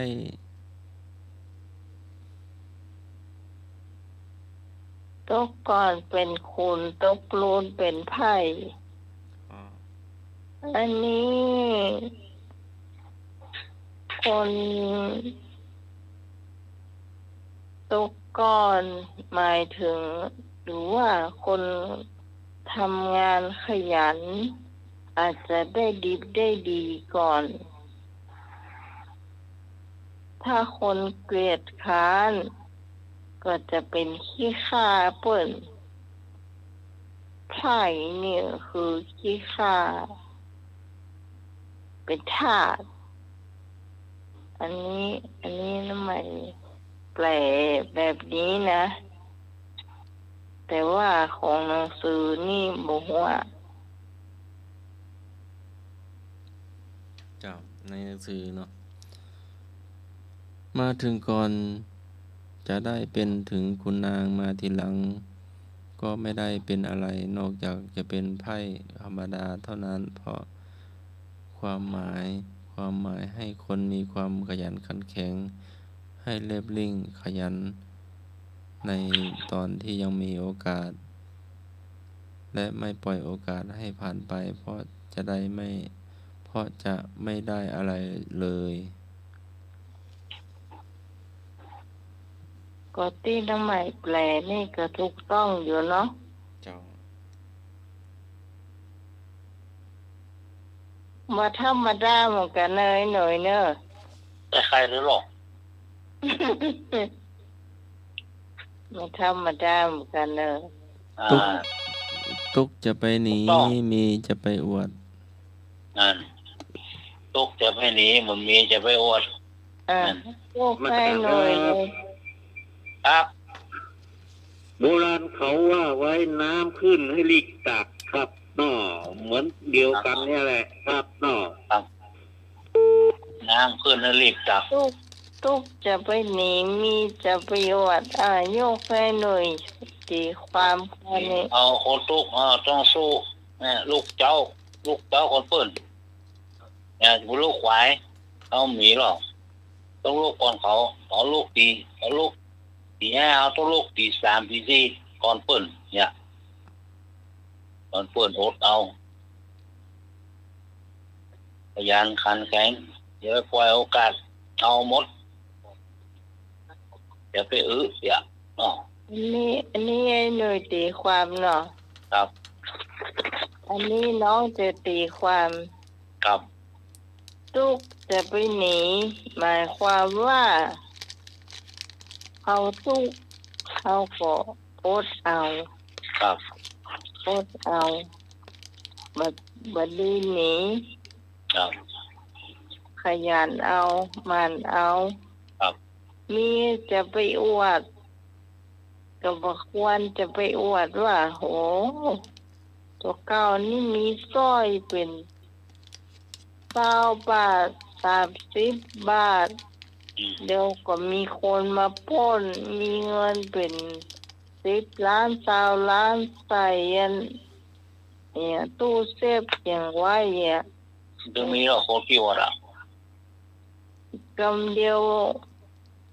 มีลูกจ้างอย่างก็ดีมันเฮิง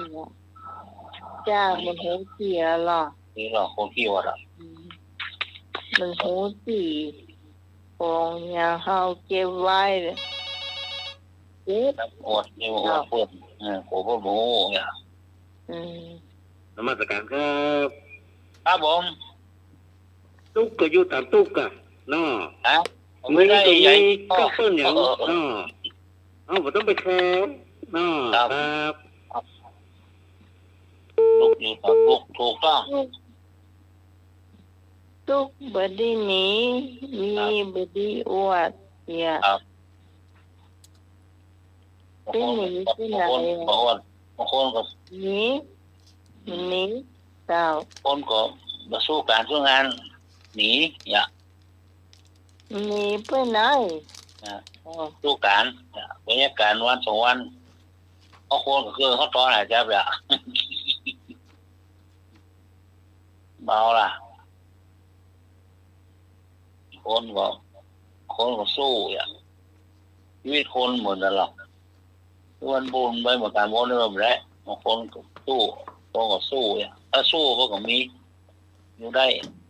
สู้ยังสู้การต่อเก่านี่สู้กะ ครับ ไปสู้ไปฮับจ้างเพื่อนนี่เอาก็มาสู้นะ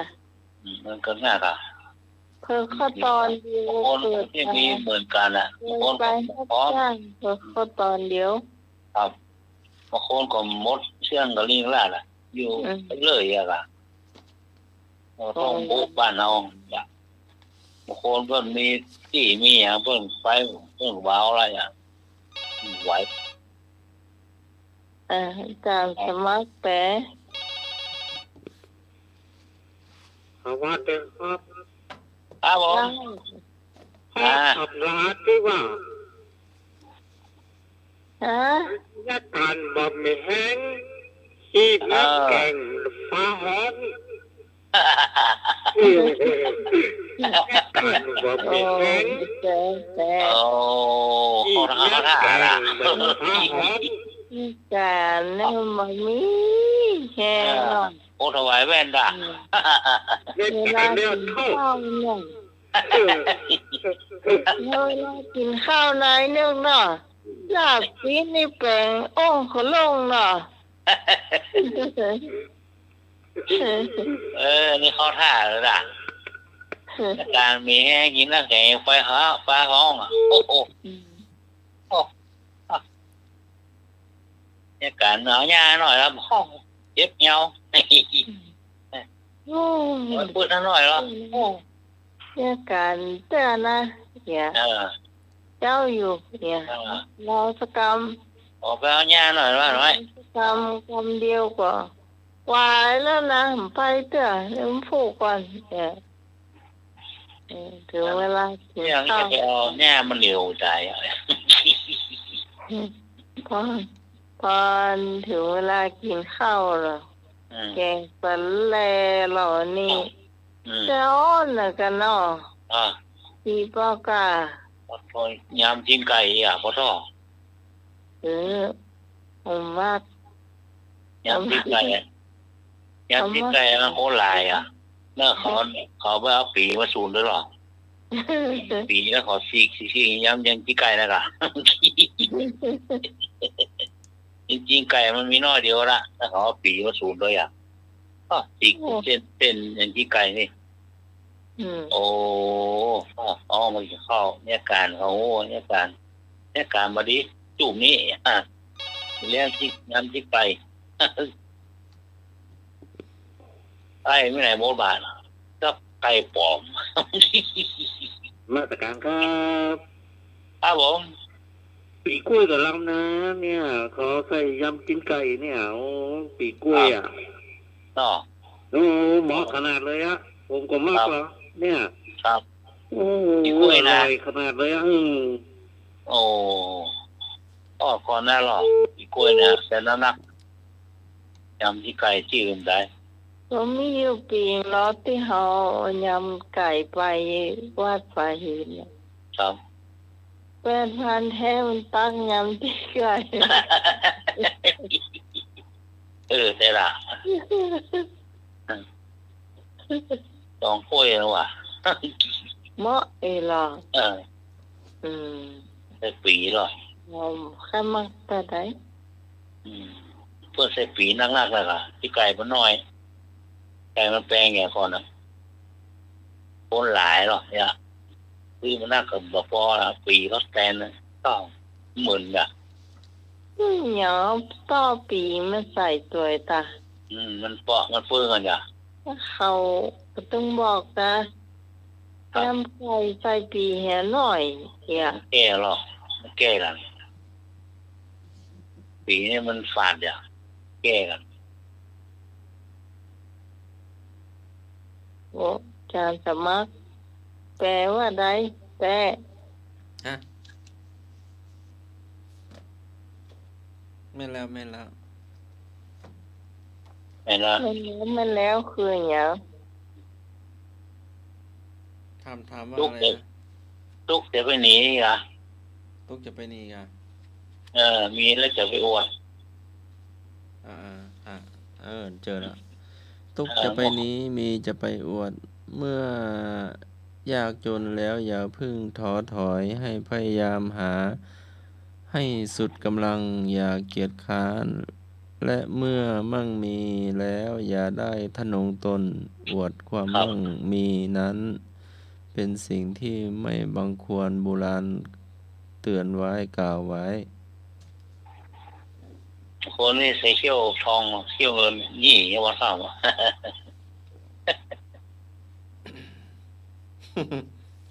กด ตายไป เขี้ยว ตายไปขอยังแกงัดเขี้ยวทองมาออกใหม่เนาะ นี่ว่าอย่างวันฟุต ตามีหน้าพอหน้าบหัน ฮะ ตามีหน้าพอหน้าบ่หัน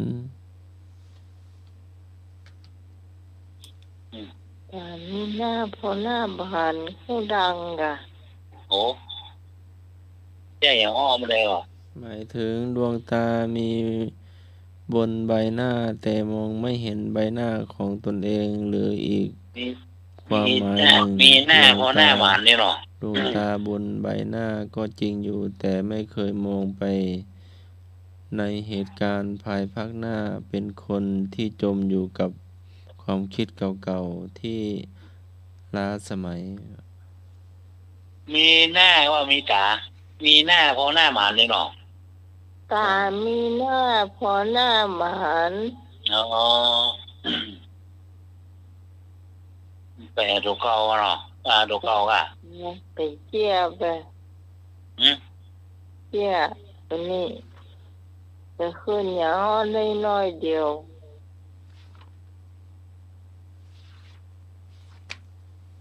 เอาไปห้องน้ำหมดเลย หน่อยเล่า เจ้าของทุกโรงนี่นะก็เมียเพื่อนยกลูกสาวมีบ้านหลังมีที่ชัดดีอะเล่นไฮโลเล่นอย่างไปกินเหล้ากินยาเล่นโลเล่นอย่างฆ่าเราฆ่าเนี่ยชาวบ้านอะไรอย่างไปจำนำมดเนี่ยเล่นไฮโลเล่นอย่างกันเมียก็มีละพ่อเมียมีดูเนาะอันนี้นั่งเลงทำมาใส่เหล้าอย่างก็น่ามีที่อยู่นะ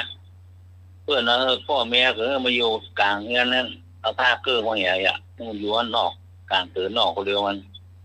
คือลงเพื่อผ้าเกลือของคนใดอ่ะลงพ่อเมียไปดูน่ะเนาะพวกวันหนึ่งมันใส่เหล้าอ่ะอยู่ในกลางบ้านไอ้ตื่นก่อนว่ามีตื่นแล้วมีในห้องอ่ะเพื่อผ้าเกลือเลยอ่ะผ้าเกลือมันนอนนั่นปีนคนเดียวพ่อเมียมาเข้ามาเพื่อช่วยตีนช่วยอย่างขึ้นเงียนตายแล้วว่านะพ่อเองบ่ะ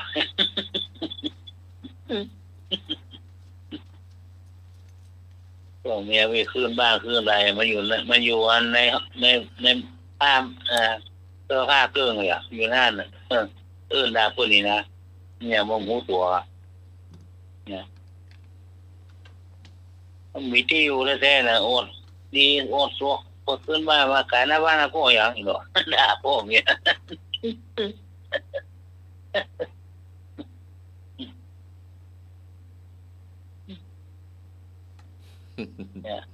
หน้าไผ่หน้าไผ่ไปเดียวนี่ หน้าเราเนี่ยมัน หมูแต่ตัวเก่าบ่มีที่อยู่ที่กินนะยังซวกอยู่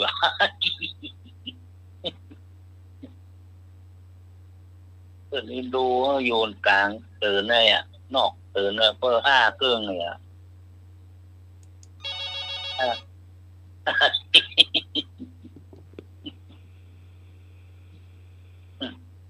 ครับผม ครับ ครับ มีแต่ลูกตะกอนหนาวอย่างเงี้ยกันเนาะ โอ้ผมเจอมาหลายครั้งแล้วหลายครอบครัวแล้วอย่างเงี้ยเนาะ มีเนาะมีกันเนาะ มีอยู่มีจะน่ากะ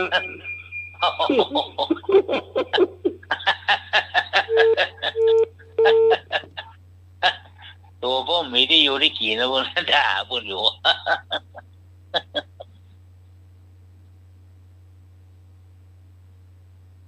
นะจบเป็นหนึ่งเรื่องที่สองเนาะคนเท่านั่งอยู่หน้าบ้านนะวกหรือว่าก็จะมีหมู่แล้วอันที่เขาโหล่นมาเจ้านะกะโหล่นไปโหล่นมานะเนี่ยออกกำลังหรอกฮัลโหลได้ห้องเนี่ยนั่งนี่ใครโหล่นเข้าออกกำลังก่อนเนี่ยโอ้แข่งขาก็บดีอ่ะแข่งขาก็บดีก็มีแองละต้นเอาซ้ออย่างมันดิบกินเพราะมีแองเนี่ยนี่ใหญ่ดีเหรออะไรก็สดมานั่งอู้กับคนเท่านะลุงก็ออกกำลังอย่ามานั่งเฉยๆอ่ะออกกำลังทุกวันเนี่ยลุงคนเท่าแล้วมันฟังว่าซีมันก็ว่าออกกำลังทั้งอย่างไรออกไปหมดแล้วอย่างมันอยู่มากินก็อ้อนพระพุทธติกะ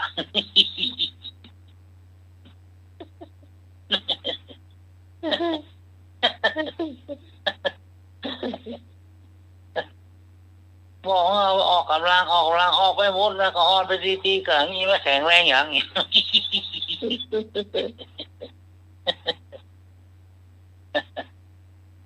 ไม่ใช่อย่างนั้นลุงออกกำลังบริหารเราจะได้แข็งแรงดูหรือว่าก็เลยออกกำลังออกไปหมดอ่อนบ่แปรหมดกัน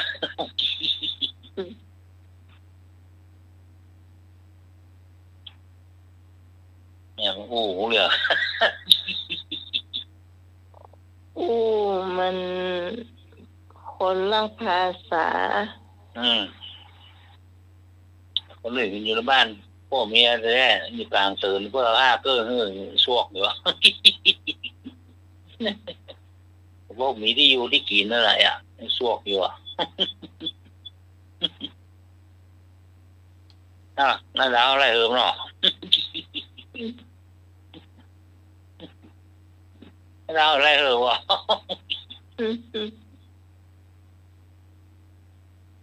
โอ้วันนี้หมู90บ้านเราแต่มันด่าเอาไง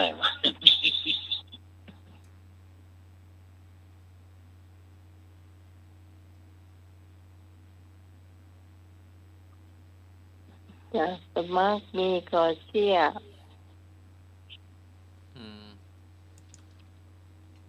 แจกอ่ะเงินดีโดก่ะจ้าครับผมไปแอววัดเพื่อนครับวัดดอนแก้วสารพีอ่ะไปแอววัดหมู่ก่ะ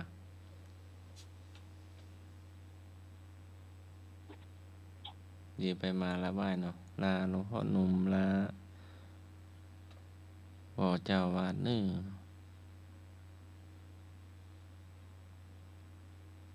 กำเดียวเนาะจะสอบแล้วปิดเตรียมสอบเนาะพวกนี้ก็สอบแล้วสอบม.ปลายก่อนก็ โดยจันนะครับ อยู่ประถมมีประถมต้นกับประถมปลายเนาะ คนหนึ่งคนสองเนาะ เจ้าคนไหนเก่งก็อยู่ประถมปลายเตรียมขึ้นม.1นะครับ โอ้ใช่ครับ ปีโดปีโป้ก็ป ป .5 แล้วก็ป .4 แล้วก็ เจ้าถ้าอายุยังน้อยอยู่ ตัวน้อยอยู่ก็ยังอยู่ประถมก่อนนะโรงเรียนเดิมอยู่ป .4 เนาะตอนนี้ก็อยู่ป .5 แล้ว อ๋อปห้าแล้ว การเล่นสองตัวใหญ่โวย อันตา ครับผม แล้วสองตัวนั้นเพิ่งได้ไปอ่ะ ไปไหน ก็ไปดอนแก้วสุราปีเนี่ย ไปกับรถวัดเปิ้นน่ะ อ๋อกับโอ้ถ้าไปสองคนไปเดียวนี่มาได้เนอะเนาะครับ ครับ นมัสการครับ จะไปคนน้องแล้วก็ไปวัดเพื่อนเขาวัดเนน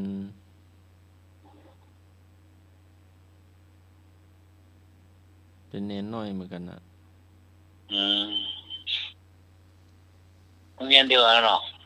อยู่โรงเรียนเดียวกันอยู่ห้องเดียวกันนะครับ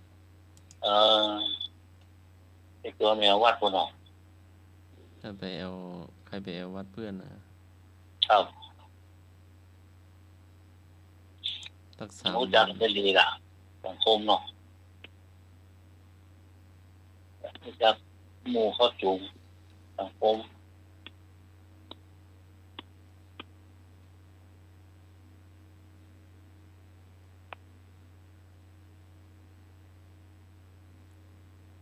จักหมู่จักฝูง ครับ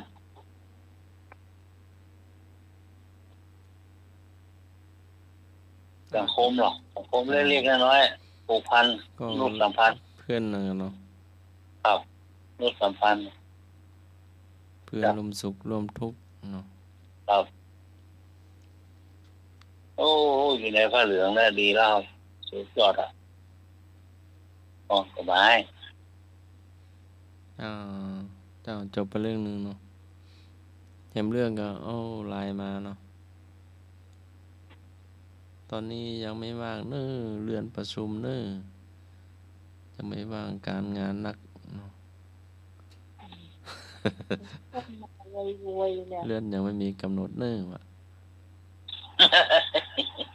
โทรหาก็ได้ นี่ก็นอนหา กลัวกับเพื่อจะหมดอ่ะเอาฐานายนั่นมาอ้างนี่จะสมัครถ้าไปทำจะตอบไปว่า ดีแล้ว ยกเลิกแบบไม่มีกำหนด แล้วก็ไม่ต้องกลับมาอีกจบข่าว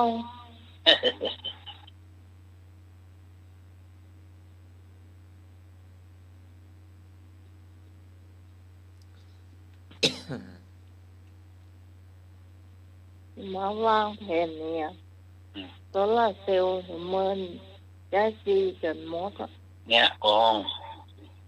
มีหน้าพอหน้าไม่เห็นเลยเนี่ยมีหน้าพอหน้าไม่เห็น หลวงพ่อหลวงตาก็มีอันนั้นก็ใจไปก่อน แค่กะ จะมาบังคับเงา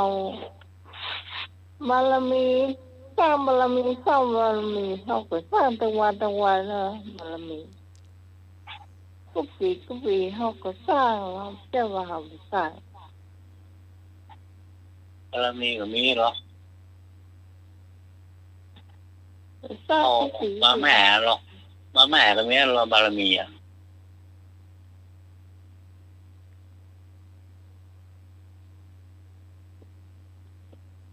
โทรเจ้าโหสายเนาะ2-3 วันโทรแหม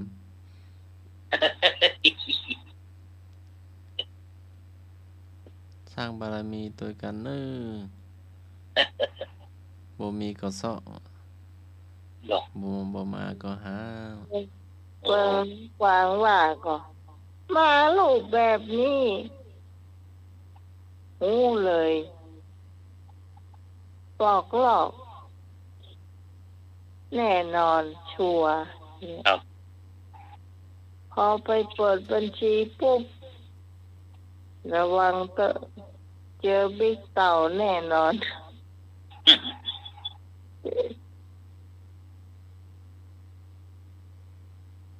เนี่ยต้อง เรื่อง มา จังเหรอลงแมลงแน่ดูเขาท่าละทางอีสานน่ะ ฮะ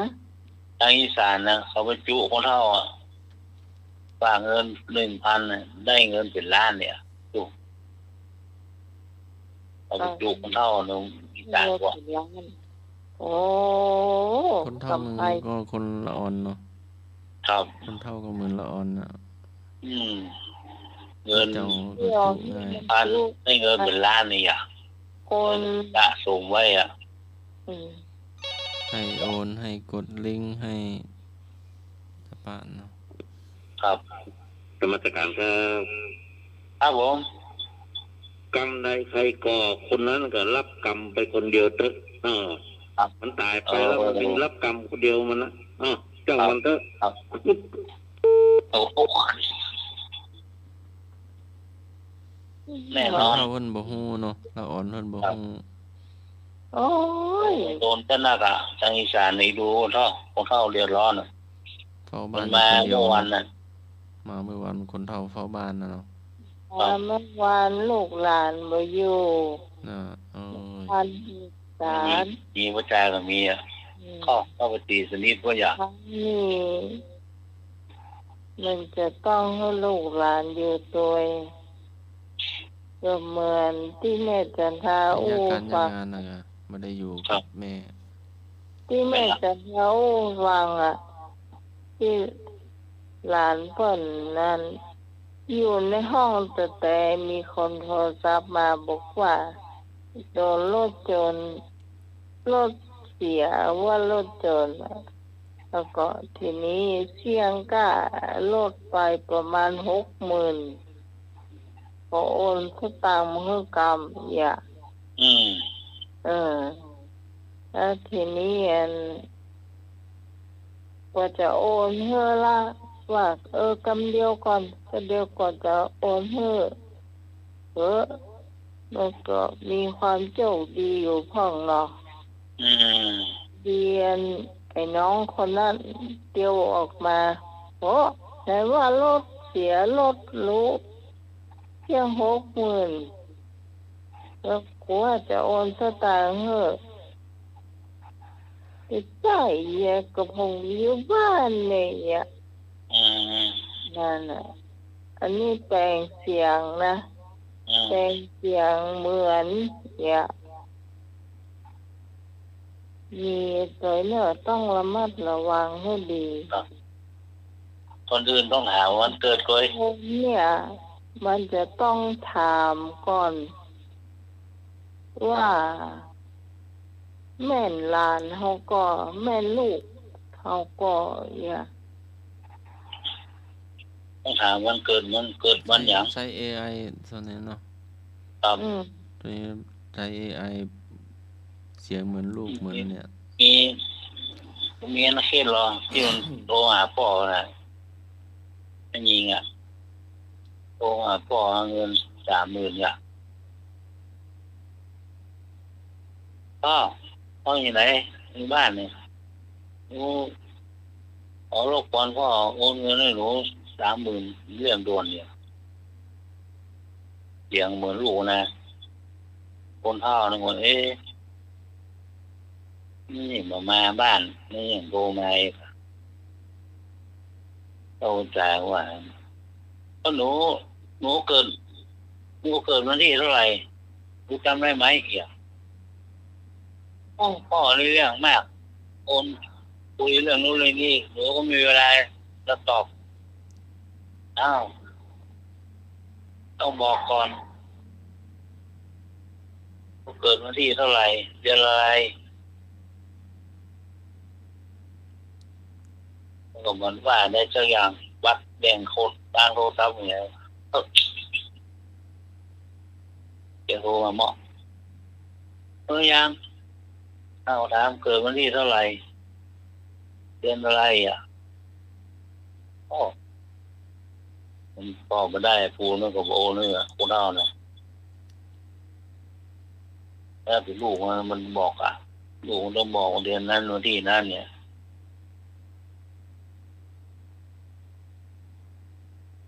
รอดตัวไปอ่ะของเราในหลวงอ่ะ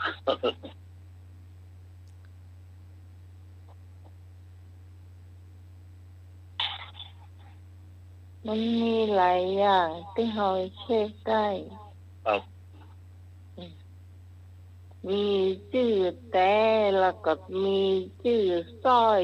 เนี่ย แม่ เออ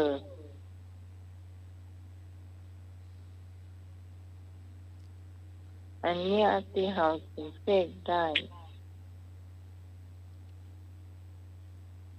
เชื่อว่าเสียงเหมือนพอเขาโอนก็โอนนี่มาได้ไว้ใจไปได้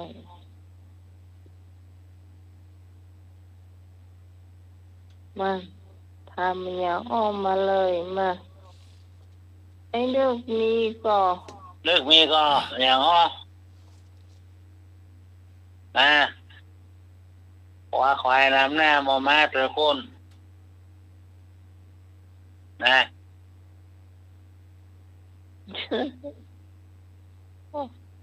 ถามเนี่ย อัน ถามเนี่ยนี่ นะ นมัสการครับ โอ้หัวใจสักคำเป็นบันเทกะ สมัยก่อนต้นห้อง18 มงกุฎ โอ้แจ๊กะเนี่ยนะ 18 มงกุฎครับ ครับ ไอ้พวกนี้18 มงกุฎห้ามเข้าบ้านเด็ดขาดเลยครับนอกเปิ้นบือเข้าบ้านเลยครับ18 มงกุฎ เอาคนไม่ใช่เซมุกุด เด็กอะรอบแอลนะน้อง เดี๋ยวมันมีมงกุฎใส่แล้วมันเป็นสแกมเมอร์เลยละ เนี่ยตกน้ำอะไรตกไฟมันไหม ความดี ความดีทำไมเอาอย่าง ตกน้ำบ่ไหลตกไฟบ่ไหม้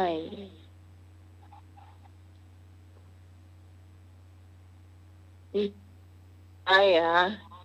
นะ คนใจว่ายัง ตกน้ำอะไรตกไฟมันไหมอ่ะ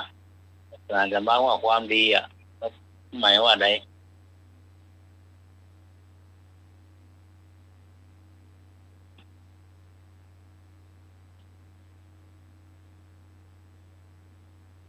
มันเป็นปัญหาชาวก่อนนี่กะ ครับ ถ้าเป็นปัญหาชาวมันบ่ใจความดีอะ ตกน้ำไม่ไหลตกไฟไม่ไหม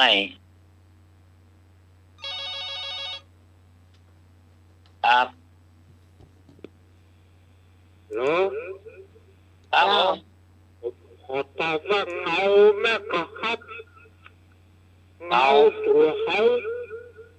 เอา เงา เอาขอว่าถูกเกือบละ หลาย ต้องถูกเด้อ ไม่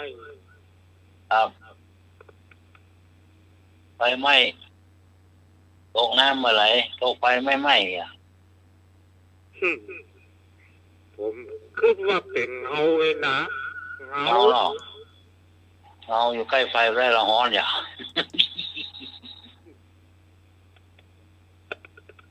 เอาบ่ จ้า เอาเนาะ จ้า ไม่เห็น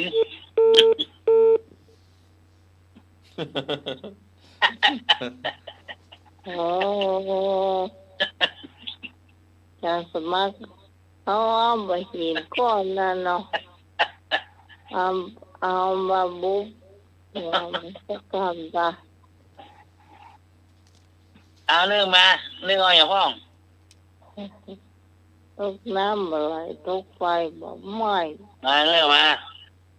เรื่องมาเลยได้ยินมือแล้วหรอ ไอ้เรื่องมาตอบที่รู้เนาะ เอาอ่ะเอาเรื่องมาถามพ้องกะ เปลี่ยนกับพ้องกะ ยังอ้ออยู่ด้านหลังก็หล่อซ่อนก่อนนะต้นตายกันนะ อืม มือซ่อนด้านหลังก็หล่อกำบุกุยไว้อ่ะยังอ้อ อ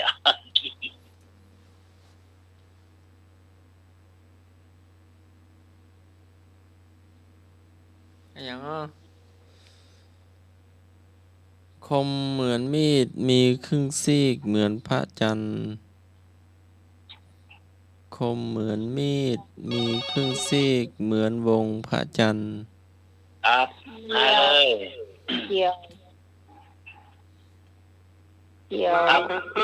ทัศมักสมาธิครับผมกดทานจิตนวลนะครับ ไปเลย เอาเลย หิงว่าจอนกินเมยมอกน้ำตามบ้านเขาจุดรอบสองกำ ว่าไม่ หิงว่าจอนกินเมยมอกน้ำตามบ้านเราจุดรอบสองกำหิงว่าจอนกินเมยมอกน้ำตามบ้านเขาจุด ยุงกี่น้ ใช่ มีห้อยจอน กินเมยมอกน้ มีหมอกน้ ำตามบ้านเขาจุด ำบ้านเฮา ำกลม ก็สองก กลม ำมาใช่ หาบ้านเฮาหยา หิงว่าจอนกินเมยมอกน้ำตามบ้านเขา ตามหนอกตามบ้านเฮาหนอก สามบ้านเฮา ครับ ไฟฟ้า ใช่หิงห้อยก็เสียยังไปฟ้าวุ่น นกกระจอก กิ่งห้อยตามวัตถิ สามบ้านเฮา ก็สองก ตามบ้านเฮาเมื่อคืน นกเก๋า ตามบ้านเฮาเมื่อคืน ำใช่ครับ ฮะ มาใช่หิงห้อยจอนกินเมื่อมอกน้ำตามบ้านเขาจุด ตาม อย่าเมื่อคืนเมื่อวานหนอมันตาม เมื่อคืนมันก็เหนือเลยจิบเลยจับน้ มีห้อยแล้วก็ ำหิงห้อยจอนกินเมื่อมอกน้ำตามบ้านเขา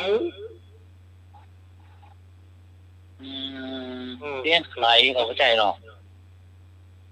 มันต้องมีเปิดเต๋อเมื่อคืน เลี้ยงไข่ตามวัตถิ มาใช่ ไฟฟ้า มาใช่ ดาว บาดจักครับ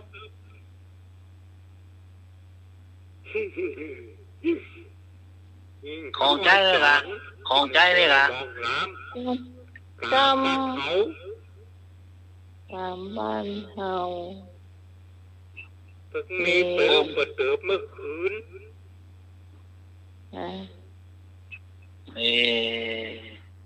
กลมกับหัวใจหรอก ใช่ กลมกับหัวใจนี่เอง ของใจเป็นคมได้อย่างไร พระน้อยส่องไฟ ใช่ ไฟฉาย แต่ครับ เตียนไฟ ใช่ เลี้ยงไข่กับหัวใจไฟฉายกับหัวใจไฟแช็กกับหัวใจ เน่าครับ เนาะ หิงห้อยจอนกินเมยมองน้ำตามบ้านเขาก็มี ก็มีกอไก่มอม้าปลาบ้านเราก็มี อืม อ๋อเนี่ย ของคำ มันมีนะ มอม้า มันมีหรอมันมีหรอก อไก่กับมอม้าก็มี มันถึงมีเลยจิบเลยจับเหียก็คือ หิงห้อยมันชอบกินน้ำหมอกน้ำเหมย ลงท้ายคำเดียวละก็มีหรอก ก็มีกอไก่กับมอม้า ครับ อืม ครับผม นี่ก็ต้อง เองก็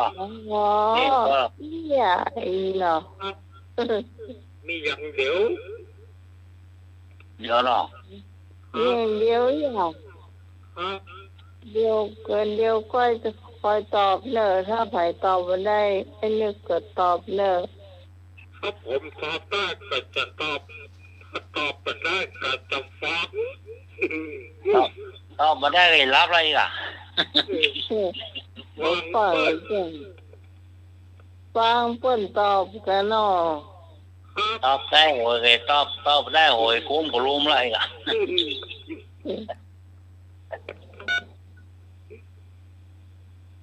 จากสมัครถาม เอาหายไปแล้ว ตะกี้น้ำใหม่ก็เป็นเที่ยวนะ อืม เดียวเนาะ ครับผม อันเติมก็มีนี่อันบ่ถูกต้องนะครับเนาะต้องเติมว่ามีปลาเลอะที่เตอครับเนาะครับธรรมสกาดครับ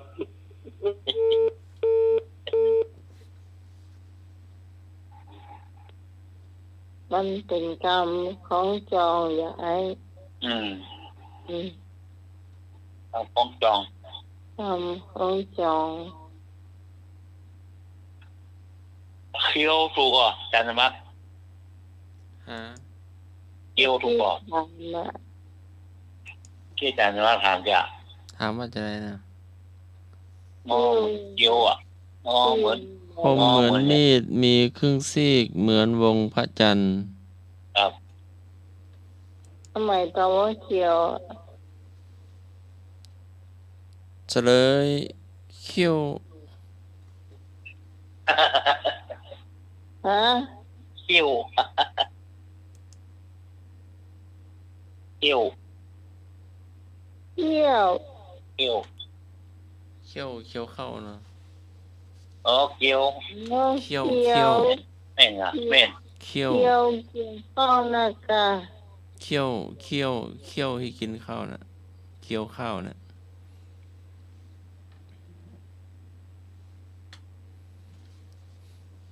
เขี้ยวนะเขี้ยวเคี้ยวข้าวนะไม่ใช่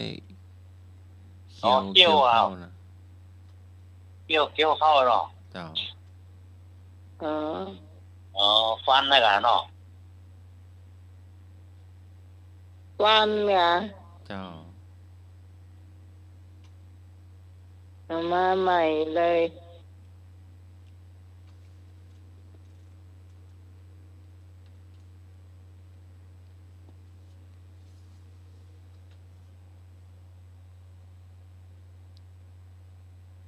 จ๊อกป๊อก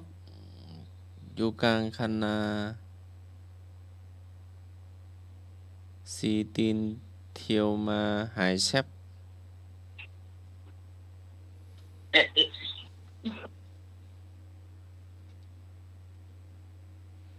จ๊อกป๊อกอยู่กลางคันนา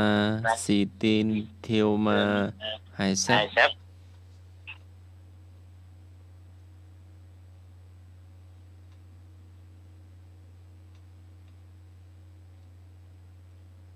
มาจะว่าเนาะป้าโดนเนาะ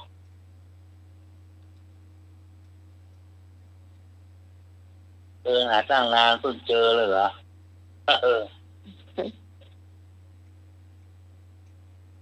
นี่หมา ฮะ หมา ถูกต้อง หมาแล้วมันกินสุมาเตอร์มันกินของสกปรก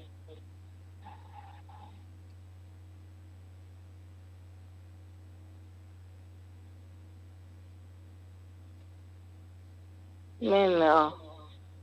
หมา ครับ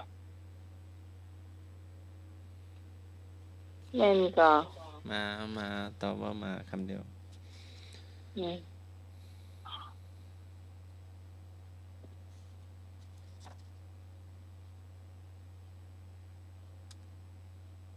กะลาซีกเดียว ข้ามทะเลได้ กะลาซีกเดียว ข้ามทะเลได้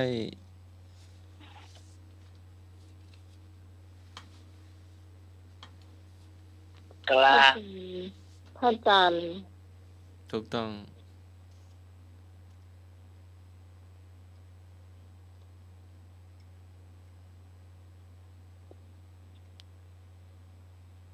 ไม่อ๋อเดือนอะไรอย่างที่เข้าใจดีที่สุด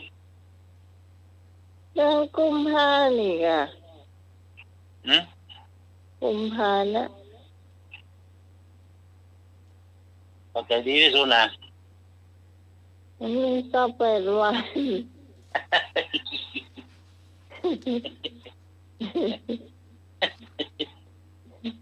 เดือน มี เนี้ย ซาแปด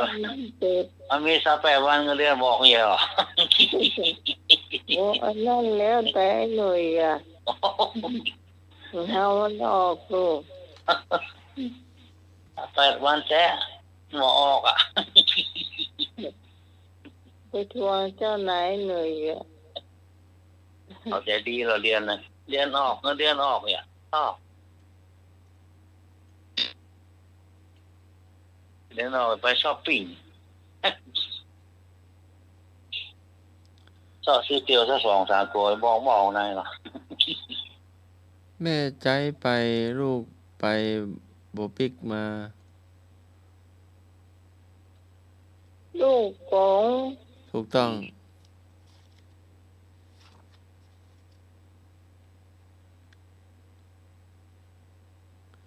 กินข้าวง่าย แล้วยะหยังลอกเตย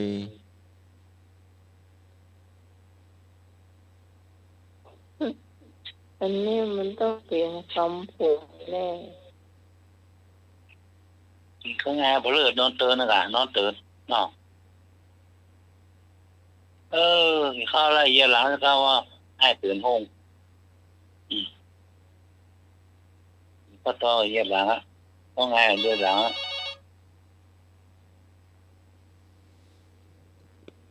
เจ้า ครับ นมัสการครับ ครับผม กินข้าวงานแล้วก็กินน้ำกะน้อครับนมัสการครับ ครับ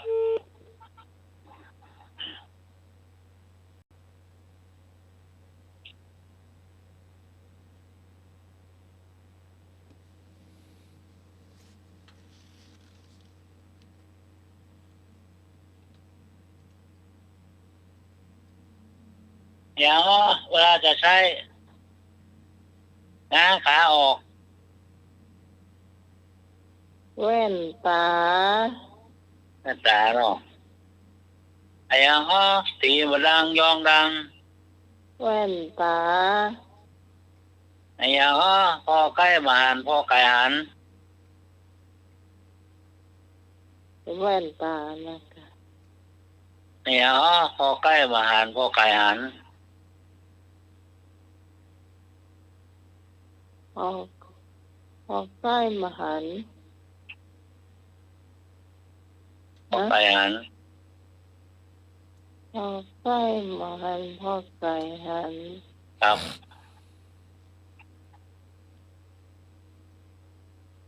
จริงพี่ว่าเต็มเพราะว่าจิกปีกกับปลายด้อยพ่อใกล้มาหันพ่อไก่หันเนี่ย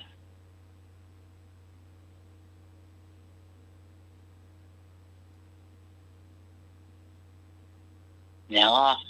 อันนี้หูดัง โอเค อ้อ๋อตารอบตัว ตารอบตัวสับปะรด ถูกต้องไอ้อ๋อหัวเป็นหนามถามไม่ปาก ทุเรียน ถูกต้องตีตีนนางอ๋อตีตีนเดินมาหลังคามุงกระเบื้อง เต่า เนี่ยอ๋อไก่แม่มูลโซนหลังคา ควันไฟ จบเปล่าการละยกมือ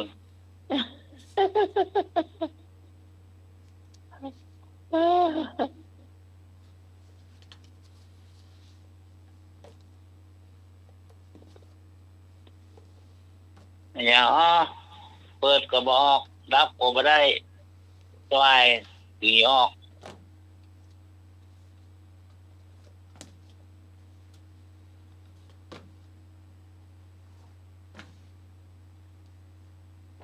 แหละ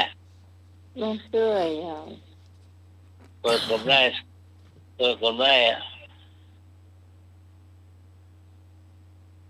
ไม่มีอะไร ใส่กระบอกอ่ะเปิดกดได้ใส่กระบอกอ่ะเปิดกดได้ใส่ถึงออกอ่ะ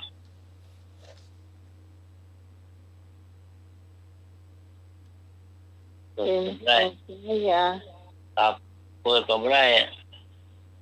ย้ายไปย้ายมาก็บอกผมว่าอะไรใส่ออกอ่ะ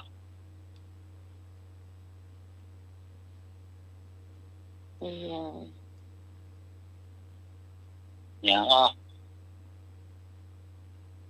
เปิดกดออกใส่ย้ายไปย้ายมาก็บอกใส่ออกอ่ะ นมัสการครับ ครับผม ขี้มูก ฮะ ขี้มูก ไม่ใช่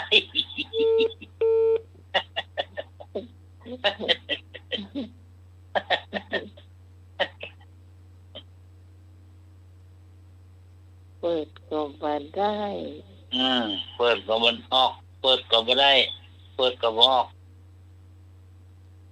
ง่ายไปง่ายมาก็บอกสายออกเนี่ย มันมีแถวไหนพ้อง นี่แต่ดอนตันนะ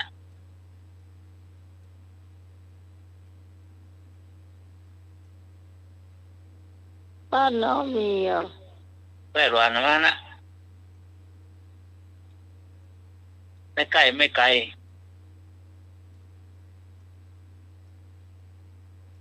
ไม่ใกล้ไม่ไกลต่อสายทุกวัน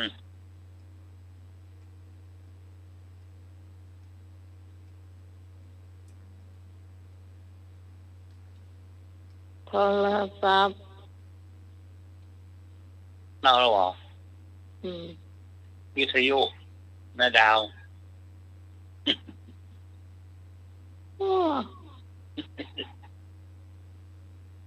ดาวฟังไว้เนอะจะได้คนเดียวจะเนอะ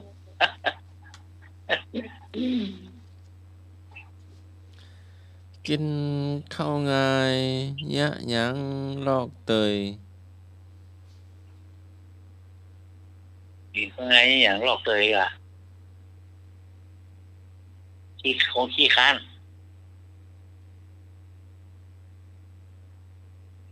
คนขี้ค้านคนหลังยาว มันเป็นคำพวนแหละ คัดต้องไปไหนมอด เลยตอบ ถูกต้อง ดอกกินข้าวไงแล้วเลยตอบ อย่างอ้อตีบอกโคด ฮะ ตีบอกโคด ปีโป้ ละอ่อนพ่อแม่ตียิ่งตียิ่งรัก ปีกะหรือว่าปี ตีบอก รียด มี วงเล็ บ่ บ เครียด โกรธไม่โกรธตีไม่โกรธยิ่งตียิ่งรัก ครับแต่ละเราแน่หรอไม่แซ่บุกไม่แซ่ฟาดเข้าเงินโดนหมดละ นมัสการครับ ครับผม เจริญพร พ่อแม่ตีพ่ออันรักเนี่ยกาเนาะคือได้ดีได้ดีอ่ะเนาะ ครับ เปิ้นตีเป็นยังเนาะเปิ้นตั้งก่อนเฮาอ่ะเนาะก็ ครับ นมัสการครับ ครับรักลูกให้ปลูกรักลูกให้ปลูกเกียรักลูกให้ตีเนี่ยรัก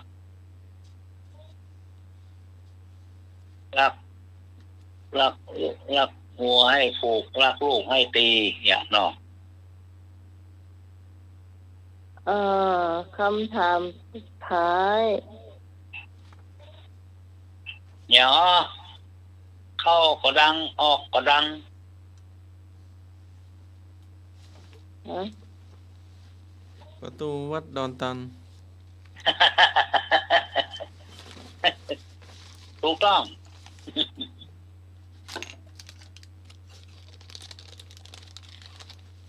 คำ โต ถา จะ ม โตกัน ได้ นะ ถามต้นต่อไปก้อยพระน้อยห้อยเต็มต้น ยิ่งมหักกว่าพระน้อยขึ้นห้อยเต็มเจ้า ยิ่งก็มหักกว่า จริงสักป่าก้อย ต้น พระน้อยห้อยเต็มต้น ต่อไปก้อยเนี่ยพระน้อยห้อยเต็มหัน บางครั้ง พ่อบ างครั้ง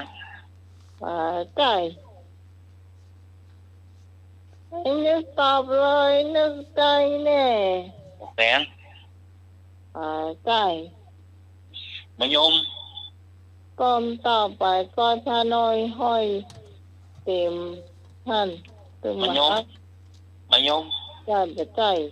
เขี้ยว บะลำไย มาใจ เขี้ยว มาใจ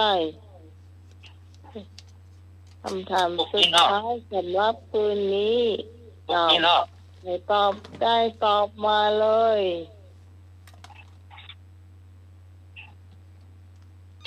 กินเนาะ มาแล้วเจ้า ครับ เจ้า พระน้อยมันห้อยรถอะกะเนาะ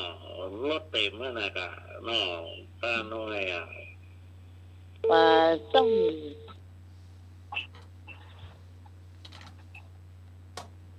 เลือกวันไหนเลือกมาแล้ว เจ้าอันนี้ได้แน่ เจ้า พิกษุพิกษุ ถูกต้องไม่เพ่น ไม่ได้อันเน้นแรกอันตอนนิทานที่กันไม่รับไปเหี่ยว เจ้า วันนี้หมดเวลาขอบคุณแม่เพ็ญนะเจ้า เจ้า ก็จัดเสียงได้แล้วสำหรับค่ำคืนนี้ขอบคุณพระอาจารย์พระครูสมุยสวัสดิ์วรกิจโจผู้อำนวยการสถานีที่เมตตาเวลาให้กับรายการธรรมะคลายเครียดของเราและเจ้า ขอบคุณพระอาจารย์พระครูไวติกาสมัครญาณศิโล รองเจ้าวาดวัดป่าหินและเจ้าที่มานั่งฮับโทรศัพท์แล้วก็เปิดเพลงผมทุกฟังได้ฟังตัวนะเจ้า ขอบคุณไอ้หนุ่ยเจ้าที่มานั่งไปกู้เป็นเกมกันตั้งแต่ต้นชั่วโมงจนถึงเวลานี้จะหมดเวลาแล้วเจ้าสำหรับพระเจ้าพิสมัยสุริยดอนจากบ้านดอนตันตำบลเมืองแก้วอำเภอแม่ริมเจ้า บุญทักษาเทวดาคุ้มครองพระรัตนตรัยปกป้อง เพื่อคุณผู้ฟังทุกคนที่ฟังรายการมีแต่ความสุขสำหรับวันนี้ลาไปเพียงเท่านี้ก่อนสวัสดีเจ้า นี่ครับผมนี่ครับ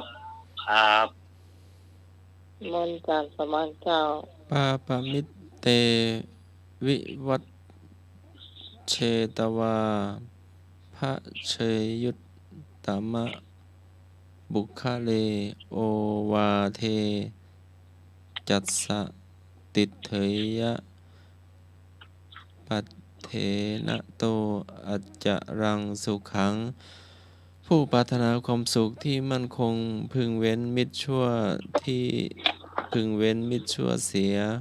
คบแต่บุคคลสูงสุดพึงตั้งอยู่ในโอวาทของท่าน พุทธกานิกายเทระคาถาคำคืนนี้ก็ไว้พระสวดมนต์แผ่เมตตาญาติน้ำอุทิศส่วนกุศลเราเป็นสุขตื่นเป็นสุขขอโอกราบนมัสการและเจริญพร สาธุสาธุสาธุครับ